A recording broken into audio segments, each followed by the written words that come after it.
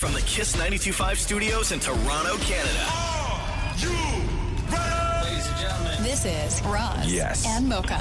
It's Roz and Mocha. What's going on? Hey guys, this is Bruno Mars. This is Selena Gomez. The Chainsmokers. Lady Gaga. Calvin Harris. Celestia Cara. This is Ed Sheeran. You're listening to my boys Roz and Mocha. Roz and Mocha. My boys Roz and Mocha. The Roz and Mocha Show.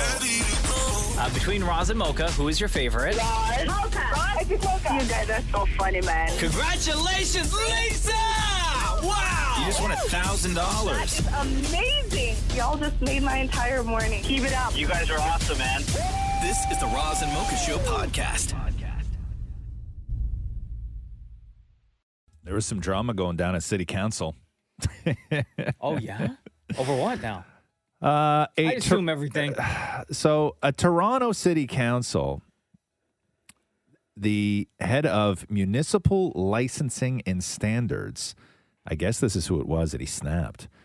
So this was going down at like 8:30 last night, and things were running late, obviously, when you listen to this clip, and people were on edge, and they just didn't want to do it anymore, and they were frustrated, and they had other things to do, life things to do. And so this was a Zoom call where everybody's working from home, remote locations. Yeah. And I guess it's Carlton Grant. Is that who they said it was? That's who they suspect it is anyway. But here's what went down. The thing I have is the motion that All right. Sorry, excuse me, Speaker. Why is the rest of the agenda Because being deferred to April? it's 8:15. Because you're can't get your done. Yeah. Because we want to finish by 9 o'clock. Whoa. Who just said that? Who said? Councillor Ainsley? He's not even there.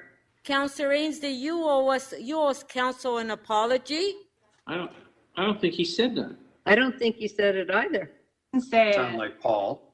The name popped up on the bottom. It was not him. It's Carlton here. It was my mistake. I apologize. Oh, own it. So you did say it. Apology accepted. Let's been said, and the apology's been accepted, Speaker. Should we move forward, please? Yes. I agree. Let's Yes, move forward, please. Move Oh, on. yo, So Carlton Grant. you're not yourself and you don't have a Snickers. No, Like Roz. Carlton Grant. My favorite part is that he said that, and then on somebody else's call, he made somebody else's baby cry. Yeah. Listen to this. Play it again. Play it again. The thing I have is the motion that All right. Sorry, excuse me, Speaker. Why is the rest of the agenda Because being deferred to April? it's 8:15. Because you're can't get your done. Yeah. Because we want to finish by 9 o'clock. Whoa. Who just said that? Who said? Baby was like my ears.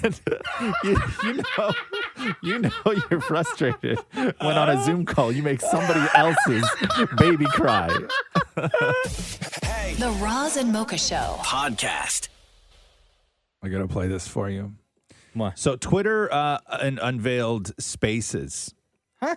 So they were beta testing it, I guess, back in October. A few people got a chance to use it, and now everybody's using it. Twitter Spaces is essentially their version of Clubhouse. Oh, God. Are you serious? Yeah. So Do I have it now? So you might have it now. So you can go on, create a room. You can invite people to the room who are allowed to speak in the room, or people can just kind of go in the room and observe what's going on without the ability to speak in the room. But as soon as Twitter allowed people to start using Spaces, it became a war between Selena fans and Bieber fans. Like instantly. No. Instantly. That's why Bieber v. Selena is trending today. Because it Let it became go. I'm telling you, it became about Bieber rooms being infiltrated with Selena fans and Selena rooms being infiltrated with Bieber fans. And if you have any idea, if it sounds messy, like when I say you go on Twitter and you start a room and you can invite 10 people and everybody's given the opportunity to talk. To me, that sounds like the last thing in the world that I would actually want to do with my time. So, okay. Yeah. So here is, if you're wondering what it sounds like to hang out on Twitter Spaces, take a listen to this. Stay out of black business. You are not black. Shut your mouth. How is it black business? Are we gonna jump in a black conversation about a black? Look how mad you're getting. Look how mad This is so embarrassing. It's not that deep, little girl. I didn't know you were racist. Why is the black woman always angry? Why is the black woman always angry, Alex? Why is she always angry? Exactly. You're angry. Nate, I dare you to Come on, man. again, you little ugly ass built with her. If I find your father's address, Oh my God. address her. Wow. Dare you to speak on my girls again. Okay, I have a question. Yes. So these are Bieber and Selena fans going in Yes. on each other? Yes. Okay. But so I didn't hear the doesn't matter. word, the name Bieber or Selena. They just war with each other. Play the next clip. Let the other celebrities be in, babe. Let the other celebrities Trying to get drowned out by song. Let the other celebrities in, babe. Baby, I'm getting DMs from pollinators right now. Let them in. Let them in, babe. Let them in. They singing over me. Oh my God. Y'all so maybe you feel. Bro, let the other selenators in. Let the other selenators in. Oh my God. That's what Twitter Spaces sounds like. Instant regret. The Roz and Mocha Show podcast. You got to hear Beyonce's dad go off during this interview. What happened? It's awesome. It's so good. I haven't heard from Matthew Knowles in forever. So Leah Henry has a podcast called Leah's Lemonade. And Matthew Knowles was doing an interview. Yeah. And they're getting along fine. They're talking all this stuff. And Matthew Knowles absolutely goes off. So Leah brought up the fact that some fans are comparing Chloe Bailey from Chloe and Halle to a young Beyonce. Okay. So this is Chloe and Halle, as we all know. Baby, my mouth keep getting cute. That's just what I do. And that's just how we do it. Yeah, that's just how we do it. Now, given the fact that Chloe and Halle are signed to Beyonce's Parkwood label, okay, right?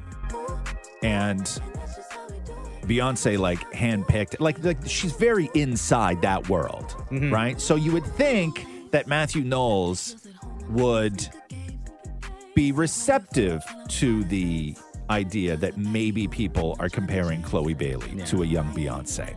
So here's how this went down. Oh, no. Hold on. People constantly compare Chloe to Beyonce, a younger Beyonce. Do you see the comparison, like the same thing that you saw in young Beyonce? Do you see that in Chloe Bailey? You got to be kidding me, right? You asking me that question? Oh, damn. Yes, I want to know. Are you actually serious that you're comparing that young lady to Beyonce? Are you telling me someone's an idiot enough to compare her to Beyonce talent-wise? Oh, geez. She's very talented, but Beyonce's a yes or no? Are there people saying her talent is equal to Beyonce? They're an idiot. Period. Well, there you have it. Listen, that's actually insulting to Beyonce. I mean, you wanted to call out some like Barbara Streisand or some people like that. Like, come on, man, really? Chloe is talented though. That's why Beyonce picked I want to him. get off this topic. I don't even want to talk about it. Oh, damn. Was he trying to get the Beehive all amped up and on his side? Bro, or something? He was having we all none know, of that. Beyonce's the queen and everything. We get that. Nobody is comparing Chloe Bailey to Beyonce now. No, but you could see you can hear the comparison of a young Beyonce. Yes, you can hear the similarities, right? Yes. And of course, when you have Beyonce, who's kind of molding these two young ladies, helping them out with their career, right? Why wouldn't she be somewhat of an influence on them? Right? Like Matthew Knowles is on some next level trying to start some stuff. Thank you. This does a disservice to Beyonce to say this kind of stuff. And nobody's comparing Chloe. Nobody is looking at Beyonce in 2021 and saying, yeah, Chloe is a good comparison. No, what they're looking at is they're looking at Chloe at the age she is now, and they look at her potential. and they say, look where she's starting and look who she is right now. What's the limit for this young woman? And then they're saying, well, maybe she could get to Beyonce levels. That's the comparison as a young Chloe Bailey to a young Beyonce. But Matthew Knowles is having... I need to listen to this again. Is having no part of this. This is the first time I'm hearing this. Bro, it's so good. And I am in shock. People constantly compare Chloe to Beyonce, a younger Beyonce. Do you see the comparison, like the same thing that you saw in young Beyonce? Do you see that in Chloe Bailey? You got to be kidding me, right? You asking me that question? Yes, I want to know. Are you actually serious that you're comparing that young lady to Beyonce? Are you telling me someone's an idiot enough to compare her to Beyonce talent-wise?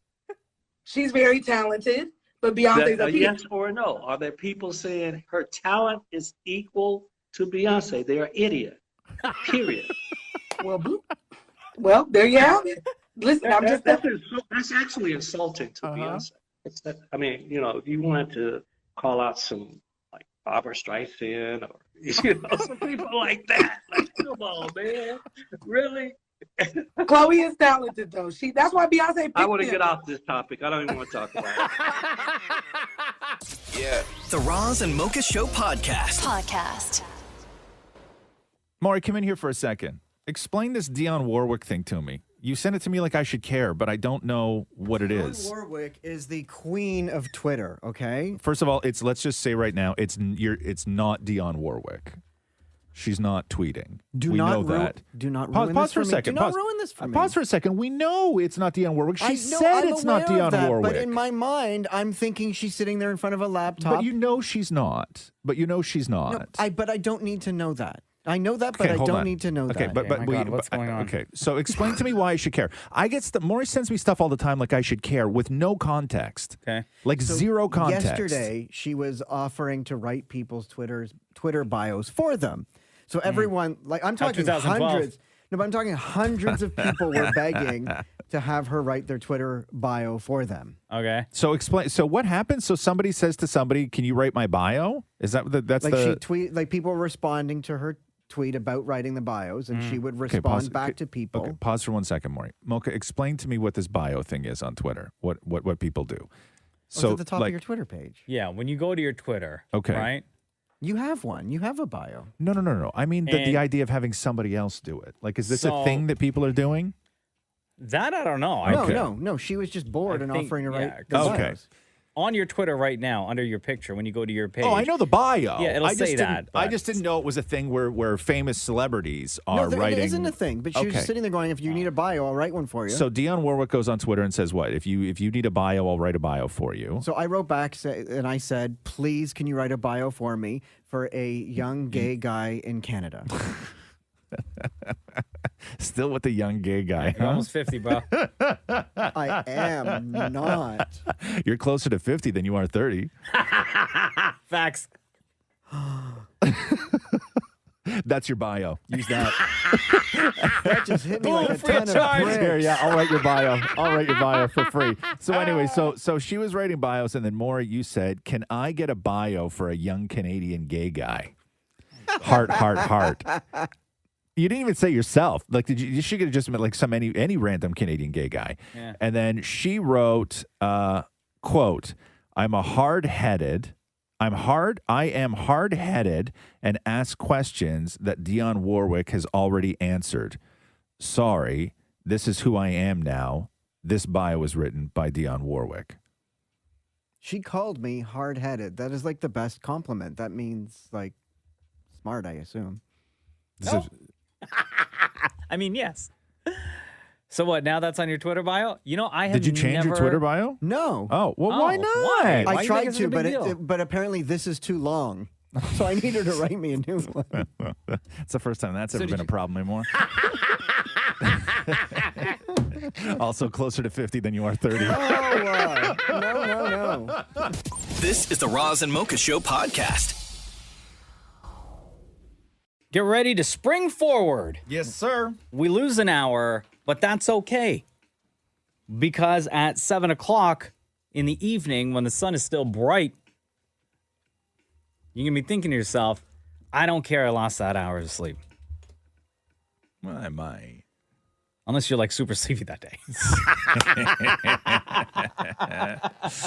Yeah, I'll be fine by Wednesday. 2 a.m. is when the clocks go ahead.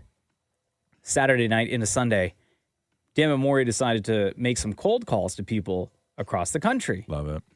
To find out how they feel about losing an hour and what they would have done with that hour had they not lost it. Fair enough.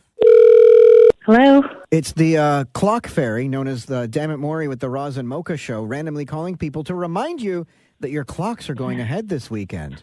Oh, thank you so much. Does that upset you at all?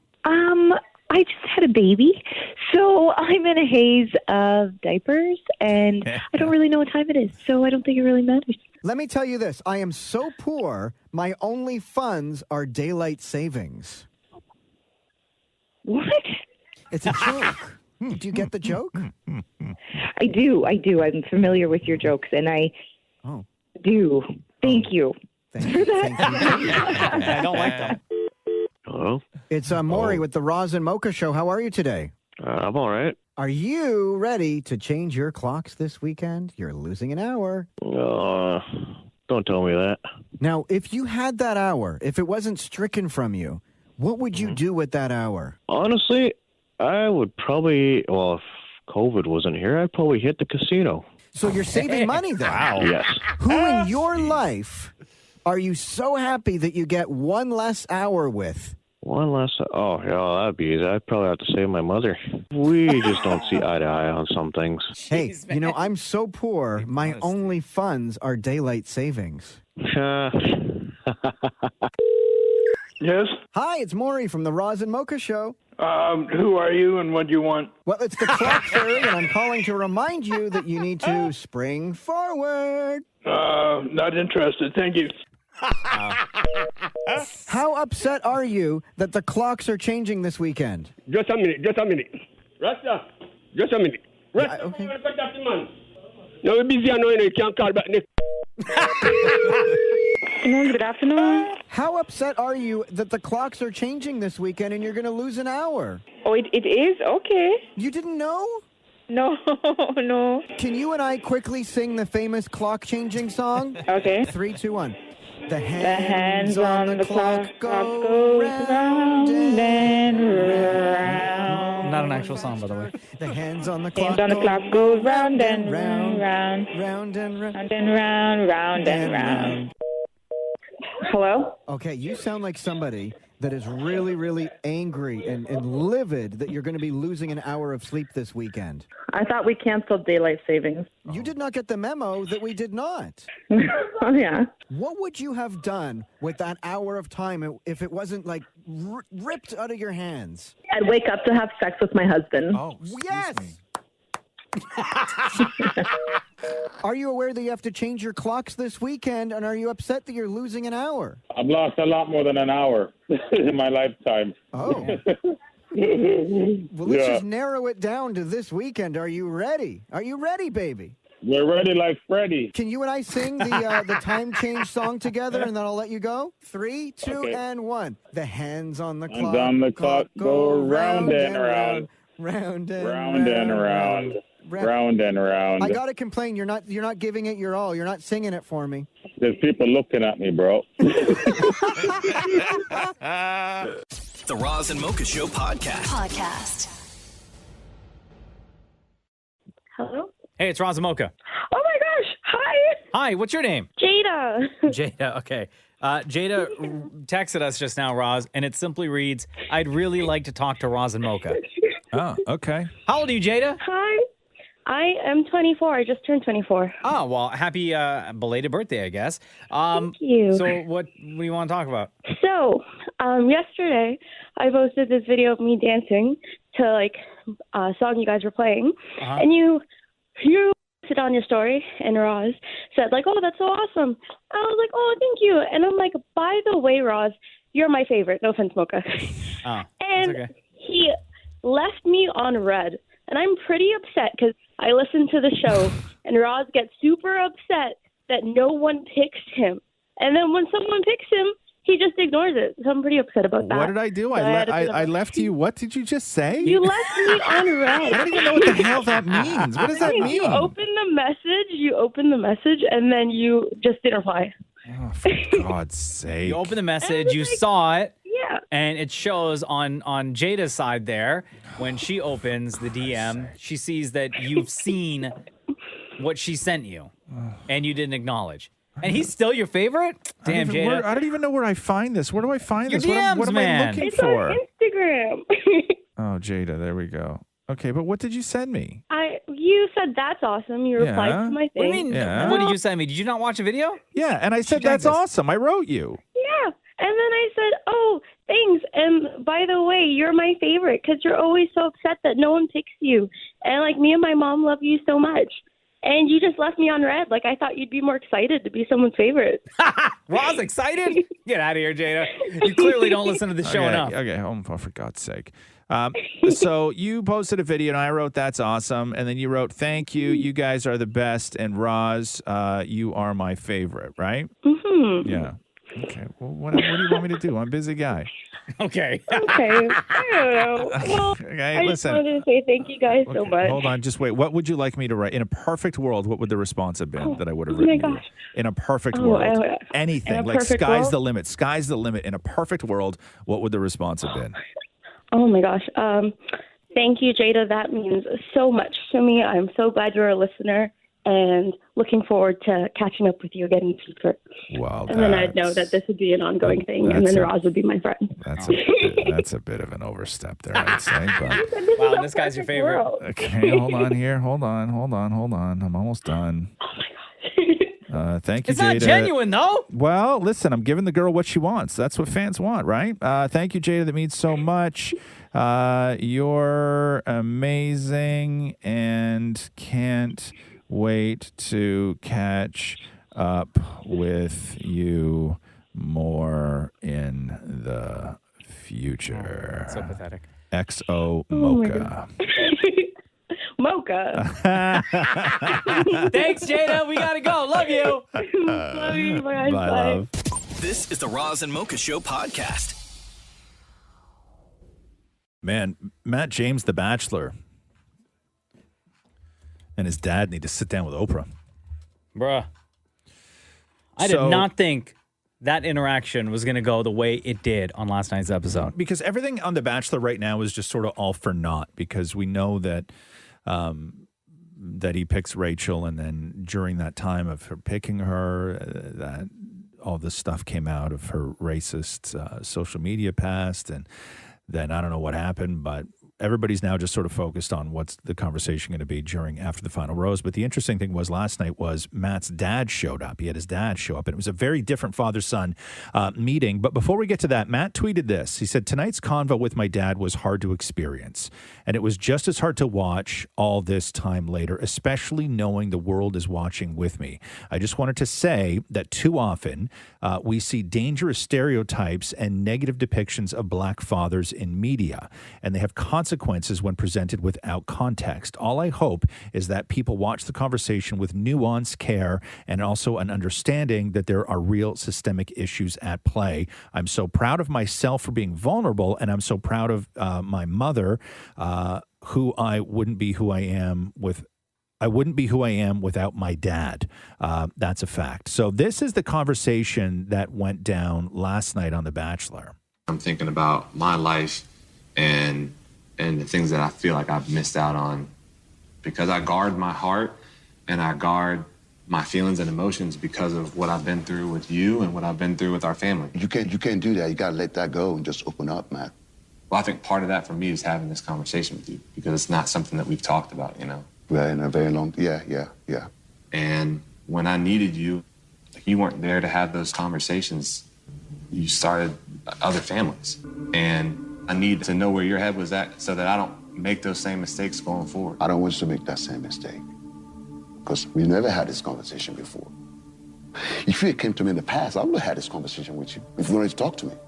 Yeah, but I would have talked to you. Yeah, but that's kind of what I'm getting at. Like, yeah, there was never a time to have that conversation because I needed it when you weren't there. I hate to stop you though. I didn't have that either. My father was killed when I was 5, man. So, yeah, I'm gonna take some of that blame of being not showing up as a father figure much as supposedly supposed to be. But do you know what I went through? You want me to tell you the real deal what I went through? Do you know what I went through with your mom when you guys were like 2 or 3? You want me to tell you the real deal, bro? I came home one day, your mom was gone, bro. For good reason.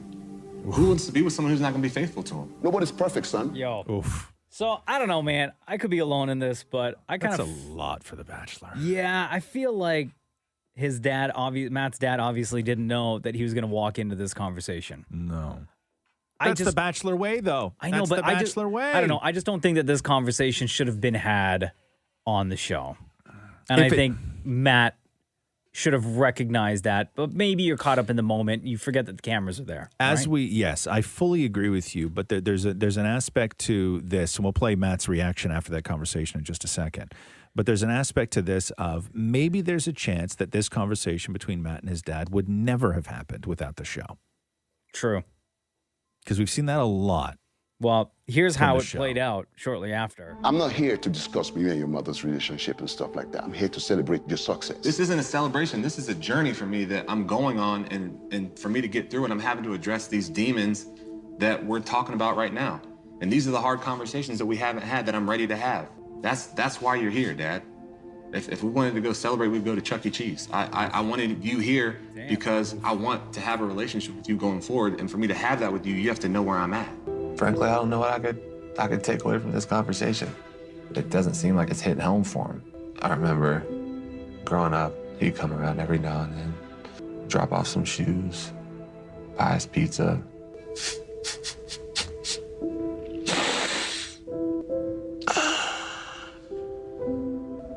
I didn't need shoes, man.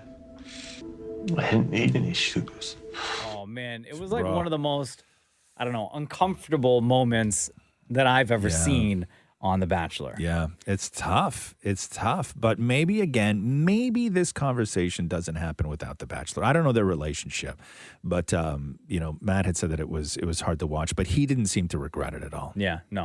This is the Roz and Mocha Show podcast. Rachel Lindsay, on whether or not she accepts Chris Harrison's apology. This, if you remember, Chris Harrison, this is where it all started for him when he was defending Rachel Kirkconnell on Rachel during an interview with Rachel Lindsay. And then the backlash against Rachel Lindsay was so fierce that she had to deactivate her Instagram. And then on Good Morning America yesterday, Chris had apologized to her, and so Rachel Lindsay on Extra last night was asked whether she accepts Chris's apology. I wasn't expecting him, to address what's been going on with me, because this is the first time we've heard from Chris, but the fact that he did address the harassment and the hate that I've been receiving, I really appreciated that. As for the overall apology, do you accept it? I do accept the apology, Billy, and I think it's important for me to say that, because I haven't really talked about Chris and the statement, because I'm not trying to make this a Chris versus Rachel.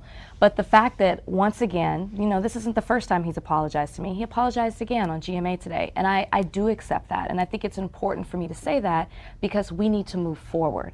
And for us to move forward, I need to accept the apology so we can all be better from this situation, which is what we want. What does moving forward look like? What's the best positive that could come out here? I think that, listen, in 2020, it was all about people realizing things that they hadn't before. It was a level of awareness that was created that people hadn't necessarily recognized. And out of that also came conversations that we should be having, whether they're tough, uncomfortable, whatever it may be. Isn't that what this should be as well? It's bigger than just The Bachelor. It's bigger than just a reality TV show. There are a lot of issues that have come up because of this interview. And I think it's important that we continue the conversation. We continue to move forward. And I think that's the best thing that we can hope out of all of this. The Roz and Mocha Show podcast.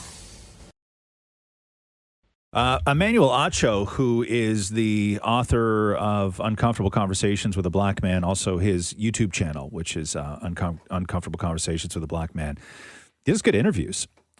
He is the guy, if you haven't heard of him, who's stepping in for Chris Harrison to host After the Final Rose. Oh, right. Yeah. And he's a great choice. And he was on Good Morning America this morning talking about walking into this situation and how you have the conversation to maybe move forward or shed light or educate on the problematic racially insensitive history of Rachel Kirkconnell, especially if you read the spoilers of the show, is the one that Matt actually winds up picking. Yeah. So this is Emmanuel this morning. My initial reaction was, yikes, that's not a good look. My secondary reaction was, everybody pump the brakes, because I believe her photos were racially insensitive and racially ignorant. Racial insensitivity and racial ignorance can play itself out as racism, but it doesn't necessarily classify someone as racist. Any difference, as Chris Harrison said, between racially insensitive in 2018 and racially insensitive in 2021? No, absolutely not. There's no difference. There's an awareness. In 2018, 2017, 2016, 20, as far back as I can go, celebrating or reenacting, even if it's just by attire, a antebellum plantation party or an antebellum plantation festivity is wrong. It's interesting that he says awareness, because we had talked about this not that long ago with just that word antebellum. Mm-hmm. And my only knowledge of that word was from the band, was Lady Antebellum. And they'd been around for years Forever. and years. Yeah, And it was only recently, stacking past Grammys. couple of months, that they changed their name. I had no reason to.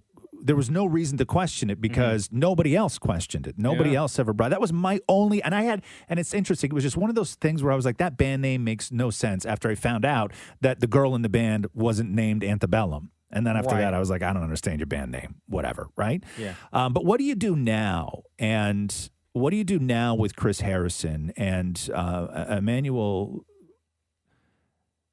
gives his thoughts on whether this series can even contemplate continuing with Chris Harrison as host. Would you like to see him come back as host of this show? Is it in the best interest of Chris Harrison? Is it in the best interest of the show for them to continue to mutually move forward? This is the most uncomfortable conversation in the history of the Bachelor franchise, because it's not just about relationships, but now it's about race. Are you walking into this, would you say, with a theme and an absolute goal in mind to get accomplished at the end of it? My mission for After the Final Rose is very, very, very simple. Allow my white brothers and sisters who have watched the show and fell in love with Matt's story to understand that Matt's love story and his journey of love is different than other journeys of love, particularly because of his complexion and his skin color. You think this guy's going to be the new host? I don't think he'll be the new host, but I think he's valuable. I just don't know how they use him. Beyond After the Final Rose? Yeah. I mean, he could be. Don't get me wrong. I've never seen him host something before other than his show. He did a great interview on Uncomfortable Conversations with a Black Man on his YouTube channel with Matthew McConaughey when McConaughey was promoting his book. It wasn't that uncomfortable. It was actually quite comfortable between the two of them. But the show is still called Uncomfortable Conversations with a Black Man because they do get into, it's civil discussions about things that are normally polarizing, and it's conversations that people generally feel uncomfortable having because, one, out of fear, but two, they're never given the opportunity to have these conversations. And it's a really interesting place that he's created on YouTube. So anyway, he is your host for After the Final Rose. And check out his YouTube channel. The Roz and Mocha Show Podcast. Okay, get ready for it. Today, ladies and gentlemen. What's happening? It will be Talk to me. a high of 15 degrees. Whoa, jeez. And that's why I'm wearing a tracksuit. Yeah, why are you wearing a tracksuit? You're wearing a full Puma tracksuit today. Yo, were you wearing that when you got in here today? Yeah, and Shem died laughing. I've never seen stand Shem back laugh for a so second. hard. You were on the radio with us not that long ago. Is this No, your you new? you just changed into that, didn't you? No, why would I change? No, I showed up in this. No, I do you know who you did not notice. Do you know who you look at all. like? Who's that? You look like the villain in Despicable Me who wanted to shrink the moon. Oh my God! Yeah, in part 1. Good one. Why is Good it? one. Why is it that when I leave the house and I look in the mirror, I'm like, I look really good today. I come in and then 10 seconds in, you make me feel horrible about what I'm wearing. First of all, I don't do that. You make you feel horrible about what you're wearing. Stand back. Let me see the full It's not, outfit. Maury. It's usually not my words that make you feel bad about what you're wearing. It's the tightness.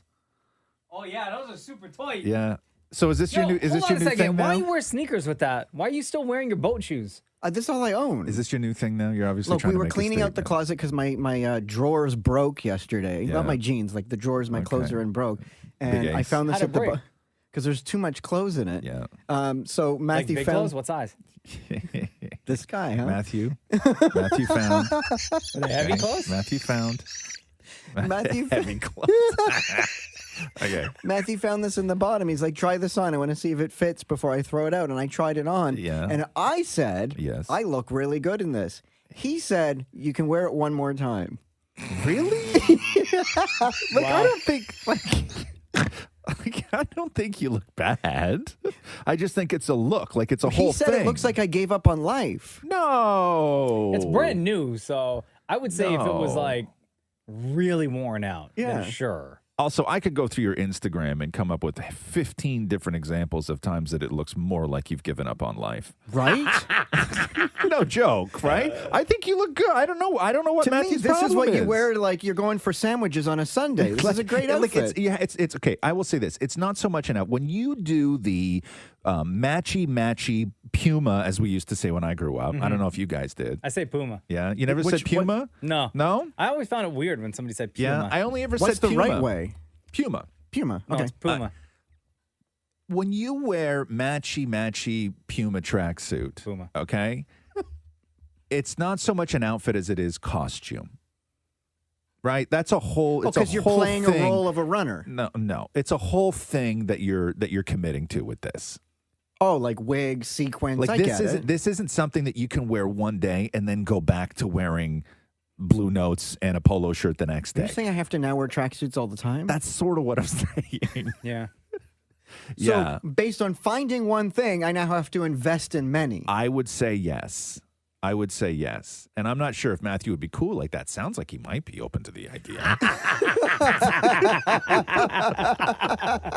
But no. Stand up again at the risk of. Hold on. Let me see here. Turn around. Yeah, it fits. It fits. Are you going to ask me why I'm clenching my butt cheeks? Yeah. It happens naturally. Your natural state is clenched? Isn't yours? You got something going on. The Roz and Mocha Show Podcast. You see this Eddie Murphy clip? No, what happened? So he was on with Mark Maron on Mark's WTF podcast talking about why he took such a long break. Because Eddie Murphy just disappeared, right? Like, yeah. You didn't see him anywhere. I mean, he was making really, really terrible movies. But Eddie Murphy just disappeared. And this was shortly after, I don't know if you remember, but he was just on a tear of like any Razzie award that they could give to Eddie Murphy. I think he won 3 Razzies in 1 year, one time. Wow. Right. So this is Eddie I wonder Murphy. if he has those like on the mantle somewhere at home, you think? I know. If you don't show up to that award show, Yeah. do they send the award in the mail? I don't know. But people have shown up. I remember when Halle Berry showed up to accept her Razzie. They mail it to you. Right? They mail it to you? Like they have Eddie Murphy's address, for God's sake, Maury. But this is Eddie Murphy on with Mark Maron. Are you going to go back? Are you going to do the hour again? You think after the plague? The plan was, because I had stopped making movies in 2011. I was like, let me take a break from movies. So I was making movies, and it was like this fun. Yeah. They giving me Razzies. I think they gave me the worst actor ever Razzie. Oh no! I was like, hey, maybe it's time to take a break. You get the worst actor ever Razzie. Maybe I need to pull back. Maybe it's time to pull back a little. So I was like, let me take a break from it. Yeah. And then I was only going to take a break for a year. And all of a sudden, 6 years go by and I'm like sitting on the couch and I'm like, hey, I kind of could sit on this couch and not get off it. But I don't want to leave it, the last bunch of shit they seen me do was bull. I was like, let me get off the couch and do some stuff and remind them that I'm funny. Because if you remember, it was like he had a string. It was Adventures of Pluto Nash, I Spy, Showtime. Those 3 movies were released all in the same year. Oh, no. And then he had that big string of Razzies and the year where they gave him the Worst Actor Ever award. Yo, but he was like, he did all those Shrek movies. Yeah, no, he did all Right? the Shrek movies, but then he did Tower Heist, Which I don't even remember that one. Mr. Church.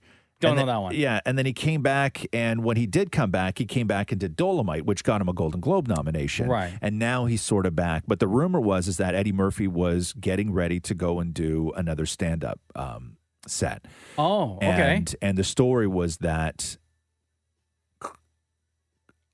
Kevin Hart was looking to book a tour, and they started investigating dates, and every date they tried to get, they couldn't get because the venues were already booked, and they were being booked up by Eddie Murphy.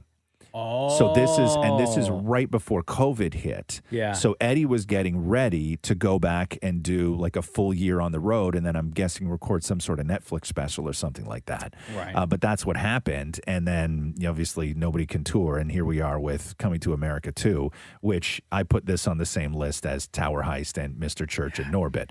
Coming to America 2 is so bad. Somebody messaged me on Instagram over the weekend. Yeah. It was like, yo, are you going to watch Coming to America 2? Yeah. And I said, I heard nothing but bad things. Yeah. And like 45 minutes later, he messaged me back and was like, this movie, I had to stop it halfway through. Yeah, it's because not it's good. not, it really isn't good. And even the kick of nostalgia isn't good. Like for the first 10 minutes, you kind of feel great because you're seeing these characters again, and it's Eddie and Arsenio, and you feel really, really great about it. But the movie is just not. It was the it's biggest just not good. debut on streaming history. Of course it was, Well, because they yeah. promoted the hell out of it. Yeah.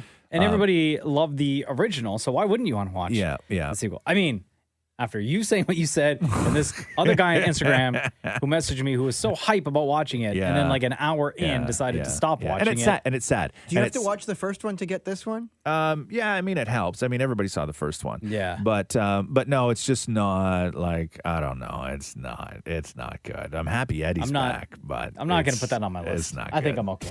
This is the Roz and Mocha Show podcast.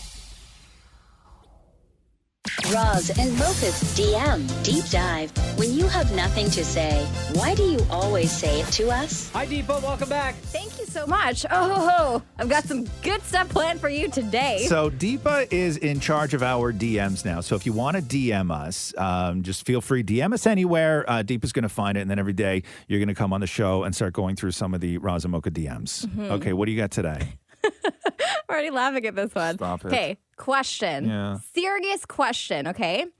If you had to be in the middle of a human centipede, who would you have in front of and behind you? So basically, the real question here is whose butt would you want to sniff? Okay, hold on. And who would you want I to sniff think your butt? Haven't we not had this conversation Okay. before? I don't want to When have it again, Human though. Centipede first came I out? don't want to have the human centipede conversation. So is like, are we like who else is involved in the centipede? You can pick who you want. No, I don't want to. But why not? Because I don't want to. Okay, there's a couple things I don't want to do. I don't want to be put in a position where I start having to go through my life like thinking of my mother, where I would want her in my human centipede. Right? Okay. Well, you gotta say that. Right? I don't want that. Well, regardless, I'm first. Okay. In the yeah, human centipede. Yeah. Okay. I want to be in the front. Sure. You want to be in the front. Why? Because my mouth's not on somebody else's butt. I feel like the person that you don't want in front of you is Maury because he eats a lot of boiled eggs. So I'm probably Stop.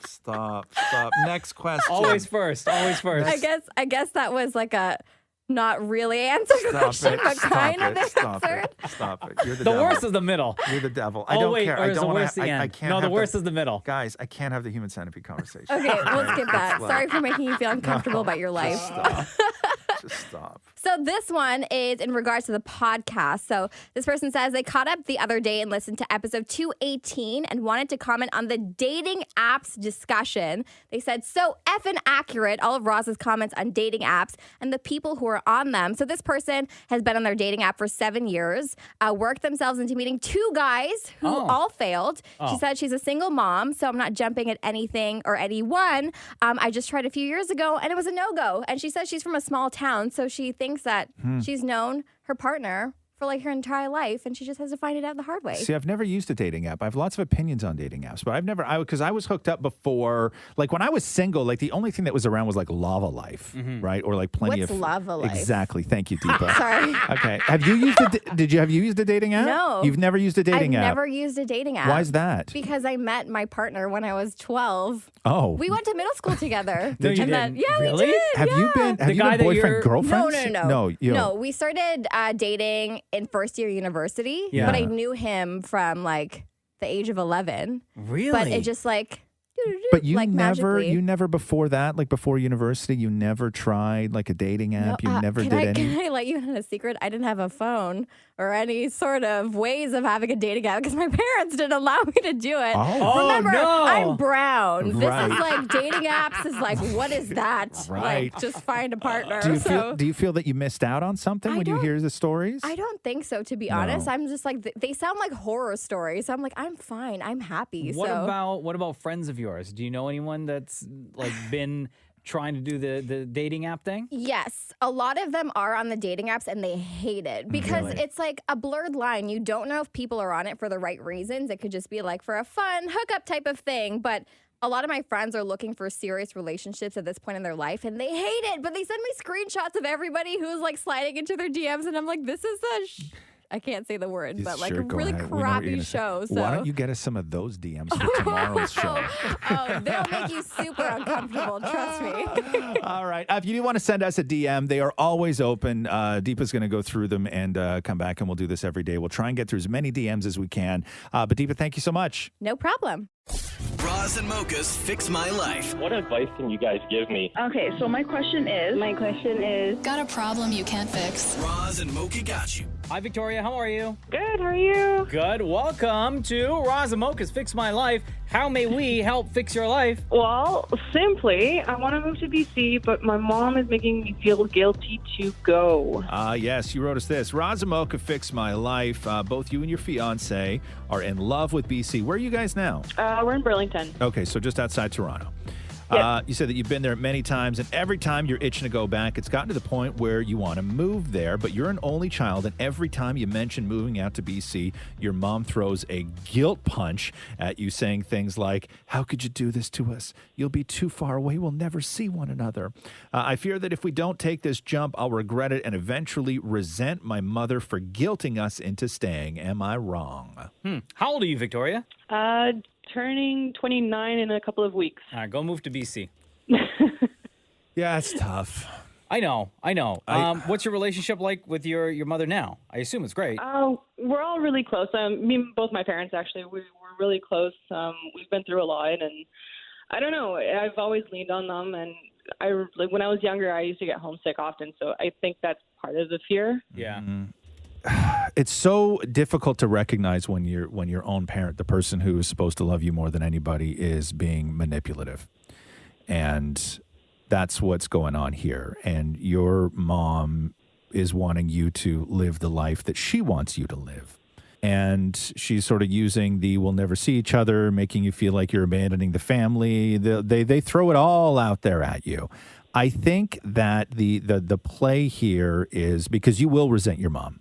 And I think that it's okay to tell your mom that, that you can see how this is going, that you just have such a desire and this like calling, you want to take this adventure, that that if you stay, the only reason you're staying is because of her. And just tell her straight up, if I do this, I worry that I'm going to resent you and it's going to affect our relationship more than me moving to BC ever could. I think you can be honest with her. Mm-hmm. The other thing, I think that you sort of spin it into a positive and say, hey, I'm an only child and, you and dad raised this. You and dad raised a smart, confident, adventurous caring, loving, wonderful girl who, is willing to risk, because the only reason you're willing to risk things is because you know that you have people in your life that even if the risk turns out to be a huge mistake, they got your back. And that's them. And this is the person they raised. They raised you to make these decisions. They raised you to be adventurous. They raised you to take these kind of jumps in life, and put it on them. So, Victoria, with your fiance, how do his folks, are they giving him the same kind of treatment or giving him a hard time about potentially moving out to BC? No, I mean, every time we mention it, they're pretty, like, they encourage us to go, and they say that they'll visit and whatnot. So, What about your dad? What's he saying? Because you said your mom's giving you a hard time. My dad's kind of quiet. He usually stands by my mom's side in these kind of situations. So he hasn't really said anything. And his family is here too, right? Yes. Okay, I could understand the difference being, say that if his family all lived out in BC and then you were going out there to then be closer to his family. Well, what does that mean then? What does that look like? Does that look like that every other Christmas then you're staying out there?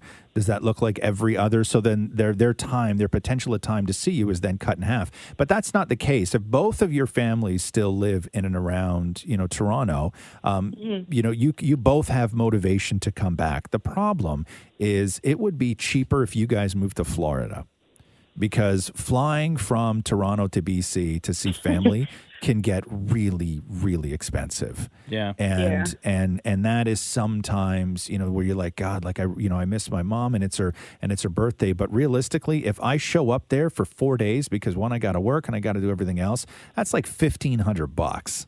Yeah. Right. For the two of us to go out there. Like, it's a lot of money. But I think that you just put it on them and say, you don't want to resent her because that's exactly what's going to happen. But also, you are just living the life of the woman they raised, which is, an only a positive thing. Yeah. I think part of me also thinks that it's definitely a fear, because she's an immigrant and she left her family behind in another country. And I feel like that's kind of being projected onto me right now. Sure. It's her guilt, not yours. Yeah. And I'm sure she had a reason for doing it, and it's not an unusual story.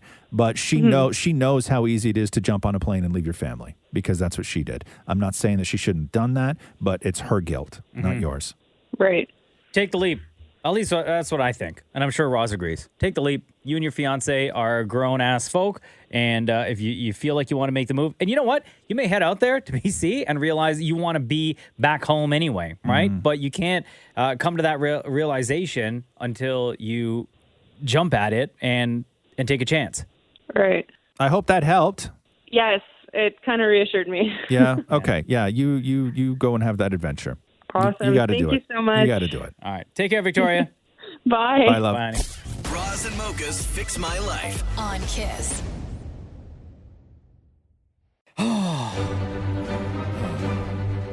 Stay away from Twitter. On Fridays, I try my best to stay away from Twitter because of all the WandaVision spoilers. Right. I'm telling you right now, dude. Yeah. Do not go. I haven't on Twitter at all because there's so much. No, I know. New episode dropped. I watched it before the show started. Yeah, you came and watched it this morning. I came in extra early for this. Yeah. I got everything I needed to get done first. And how was it? Without no spoilers. But how was it? Were you happy? Beyond happy. Mm-hmm. Yep. I didn't really like the last episode. No? No. I did. And I think... I'll tell you, I wasn't a fan of...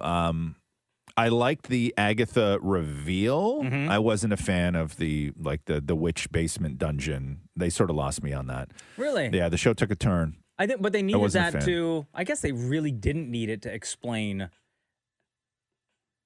I didn't like why and what. Hey, okay, put it and this way. how. I was so I don't wanna spoil anything. fascinated. No spoilers. But I was so fascinated with all of the possibilities of where WandaVision could go. I was fascinated with the way that they decided to tell the stories between episodes like 1 and 5 with the sitcoms and everything else. I was completely enthralled with the mystery behind it. All of that stuff, it just seemed so unique in the way that they You were think it was telling just these Marvel stories. A And- throwaway? no, but I was really, really looking forward to where they decided to take it. And after they got out of the formula and the brilliant storytelling with all the sitcoms and revealed what the mystery was, I thought it felt like a huge letdown for me. Really? Yeah, like a massive letdown. And there's just been so many rumors of like, massive surprises that even when those sort of things did happen, they kind of felt like a letdown. Yeah. Like I didn't like the last episode. No. And Wow, I'll tell you, I'm not that like I'm excited to watch the finale today, but I'm not as pumped as I was in weeks past when I I enjoyed it a couldn't lot. wait to find out what the hell was going on. Yeah. I really, really enjoyed it. No spoilers. Yeah. But it is 47 minutes. Yeah. Right? So we get almost an hour. Yeah. I'm happy. Yeah. I'm not Okay. gonna spoil anything. No, but I'll tell you, you could even spoil it right now, and I don't think that I would be I don't think I would be disappointed. So Yeah, no, 13 you could, minutes in, honestly, Wanda. no, honestly, you could. I'm just you kidding. could, I'm not gonna say and it wouldn't bother me just because they lost me on the last episode. Really? Yeah. I don't know. I think you might like this one. I like the Agatha The reveal, finale. but I didn't like what they did with it. I wasn't interested in the sort of witch on witch kind of thing. The other day you were saying that the director had said that this is like a one-off. one and done. Yeah. Only one season, that's it. You don't need anything else. Yeah. You don't need any more. Yeah. And I'm glad that they did it that way because I am fully satisfied and put an end to that chapter of Marvel stuff. And I'm now ready for Winter Soldier and Falcon. Do they which arrest drops- Wanda for imprisoning 3,000 people or no? You want spoilers? So I'm just wondering. 15 minutes in, Yeah. Hayward and the squad. Which one's Hayward? He's the big boss. Yeah. of Okay, the I don't like that military. guy. Oh, okay. So Yeah. I'm just kidding. I'm not going to say anything. This is the Roz and Mocha Show podcast. I'm about to ruin a lot of people's day. Again? Which I sort of secretly love ruining people's day. Is this going to be another spoiler alert? No. Well, yes, spoiler alert. Spoiler alert. Yes, absolutely. What, man? Absolutely. This spoiler alert comes from a doctor on TikTok named Karan Raj, who has like 3 million followers. And spoiler alert, according to Dr. Raj, if you drink coffee, you're also drinking cockroaches.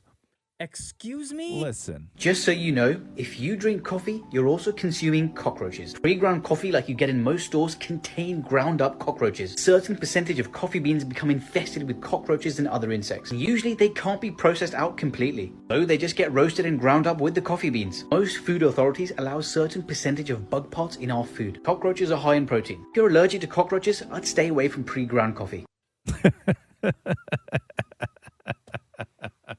You know what? I don't care. You don't? I don't care. It doesn't bother you that you're drinking cockroaches? No. At all? Give me all them roaches. Really? Nothing? There's no Nothing. bother? At all. Really?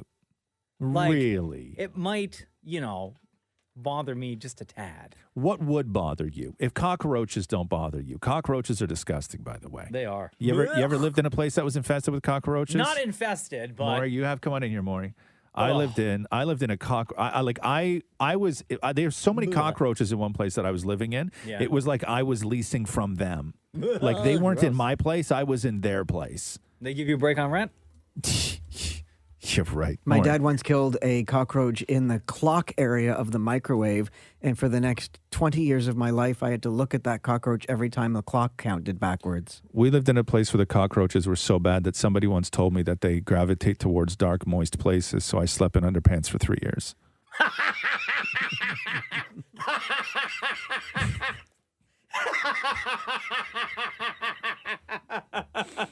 Shut up, man. I did. I did. Didn't you say you woke up once with one on you? Yeah. Oh, no. Oh, Mike. gross. I lived, after we moved out of that place, thank you for reminding me of the terror, Of Maury. course. No problem. That's what I'm here for. After apparently. we moved out of that place, I had cockroach paranoia, like PTSD, for years afterwards. Like if I was sitting on the couch and if the wind blew and it caused the curtain to make a shadow on the wall behind me, Yeah. I would immediately instinctively slap the wall. Like, Why? Because the roach is behind? No, because I would think that it was a roach. Oh. If I like crossed my legs and a little bit of my pant leg touched my ankle from the other leg as I crossed them, I would kick my own leg, thinking that it was a cockroach. You woke up and they were in the folds of your pajamas. Yeah, I know. No, I felt that cockroaches were on me all the time afterwards. Gross. Because one morning I woke up to go pee because I slept in underpants for all those years. I woke up to go pee and I stood at the toilet and I lifted my underpants forward so I could go pee, and a roach fell out from the waistband of my underpants that had been stuck in there. That had been stuck in there all night, and it fell into the toilet. It fell into the toilet, and at first I was like, "Oh my God, thank God, at least it was dead." And then I started peeing, and as soon as my warm pee hit it, it started kicking. How did you ever have ladies over? It wasn't cool, man. It wasn't. Well, also look at me. The Roz and Mocha Show podcast.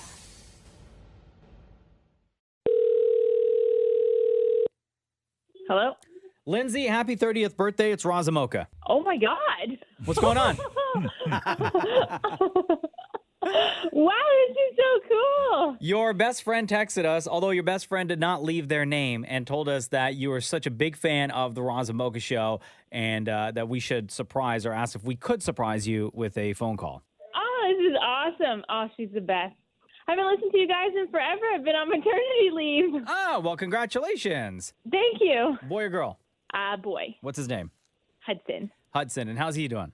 He's great. And how have you been feeling over the past little while being on mat leave? I've been feeling great. I mean, it definitely is a different looking maternity leave than how I originally anticipated it to be. But I mean, we got to keep Hudson all to ourselves and not have to share him with anybody and watch him grow. So, which is great. I can't ask for a better one. Where did the name Hudson come from? I don't know, to be honest. No. We were going in between Lawson and Hudson. Oh, nice. And Hudson won. You ever seen Hudson Hawk? No. No, it is people slept on this movie. It was a Bruce Willis movie, sort of like an action comedy. And it was one of my favorite Bruce Willis movies because it's so ridiculous. Yeah. But I've always loved the name Hudson ever since that movie. And you're the first person I've ever met who actually called their kid Hudson. Really? Yeah. Hudson, I believe, is going to turn into a very popular name. Yeah. 1991 is when the movie came out, action comedy, and it's available on Netflix right now. Yeah. Hudson Hawk. Yeah. Starring Bruce Willis. Well, I mean, that's when I was born, so. Well, you were born at what, 91? 91. Hold on here. So you were born in 91, eventually named your kid Hudson, had no idea that Hudson Hawk existed, which is one of my favorite Bruce Willis movies. Also came out in 1991? Correct. Wow. Yeah. Interesting. Yeah. This is not interesting to anybody other than me, by the way. This is one of those things where it's I've now inserted my own likes into your life. It all makes sense to me. It doesn't make any sense to you. Well, listen, Well, that's all that matters. we just wanted to call. I know you got a busy day with Hudson there at home with you, so we just wanted to call to wish you a very happy birthday. And It is awesome. And thank you for spending your day and how much ever time you have throughout the day with the Roz and Mocha Show. Thank you so much for calling. Thanks You're for taking the welcome. time to do Hey, that. Lindsay, between Roz and Mocha, who's your favorite though? Oh, I've never been asked this question. It's so hard. It's for different reasons. Each of you. I feel like But you've listened to the show. You know you can only pick one. I feel like it's got to be Mocha. Yeah. Roz was sitting here rubbing his temples already from the time I asked the question because I think he had an idea that you were going to say my name. Of course I did. Happy birthday, Lindsay. We love you. Thank you so much. We love you too. The Roz and Mocha Show podcast. Let me ask you this question. Yeah.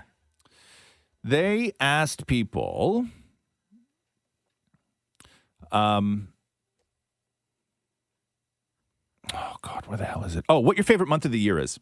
I know this is dumb. I know this is dumb, and I whipped by this story like 6 times, and then I found myself going back to it in my own head over and over and over again because the story suddenly started to mean something to me. Okay. Because I started to get passionate about it. Okay. Normally I wouldn't care, but it wasn't a cut and dry decision for me as far as what's your favorite month. It's a stupid question, I know. Dumb. Okay? So you don't have an answer? No, I do have an answer. Oh. I do have an answer. But if I asked you what your favorite month was, what would you say? July. July. Why July? Because it's right in the middle of summer. Okay. You know you still have the rest of August to get through before September hits. And Okay. July is always, and I'm a big fan of stupid hot heat. Yes. I hate the winter. I Yes. don't mind the winter, sorry. But my favorite season of the year is summer. Okay. And July, smack dab in the middle. Still lots to enjoy. You've already enjoyed a part of summer. You still have more summer to enjoy. Okay. And on those odd years where that summertime heat could potentially last right through September, sometimes leading into October. Mm-hmm. So July is my absolute favorite month of the year. What's your least favorite? Do you have a least favorite? Yeah, like January. January, huh? Sucks. Yeah. Kiss my ass, January. Kiss my ass, January. Yeah. Damn it, Maury. I have two. Oh, two what? Favorite months. No, you can only have one favorite month. But let me explain. No, I would like you to name your favorite month, please, and just play by the rules. Okay. Well, I love December because of Christmas. Okay. And it's warm, it's fuzzy. It's warm. Well, because of the Oh, the fireplace. feeling, the feeling, is the feeling. warm. I got you. Yeah. Oh, Christmas is the best. So December is your favorite month simply because of Christmas. But No, you're only allowed to give one. But But- what's your least favorite month? oh, my least favorite is January as well. Okay. But also, I was gonna say March because like there's such a stretch between days off. You've said December. Yeah. No, that's not my. No, I'm saying You least just favorite. said your favorite And is Roz December. explained to you already Okay. to say your favorite. What about February because there's 3 paydays. March did not get a lot of love. March was people's least favorite month. And this is difficult because once you, and again, we've talked about this before, which is if you ask people who live in Canada, Yeah. you will probably get much different answers than people who live, say, in the U.S. This is one of those things where you really realize the differences between Canada and the U.S. when it comes to a stupid question like, what's your favorite month? Okay. Because there's a lot of people in the U.S. where July and August are just too hot. Right? Too hot. Not for me. Up here, I love it. Yeah. Right? So the overwhelming favorite of what your favorite month was October for people. Why? Really? Yeah.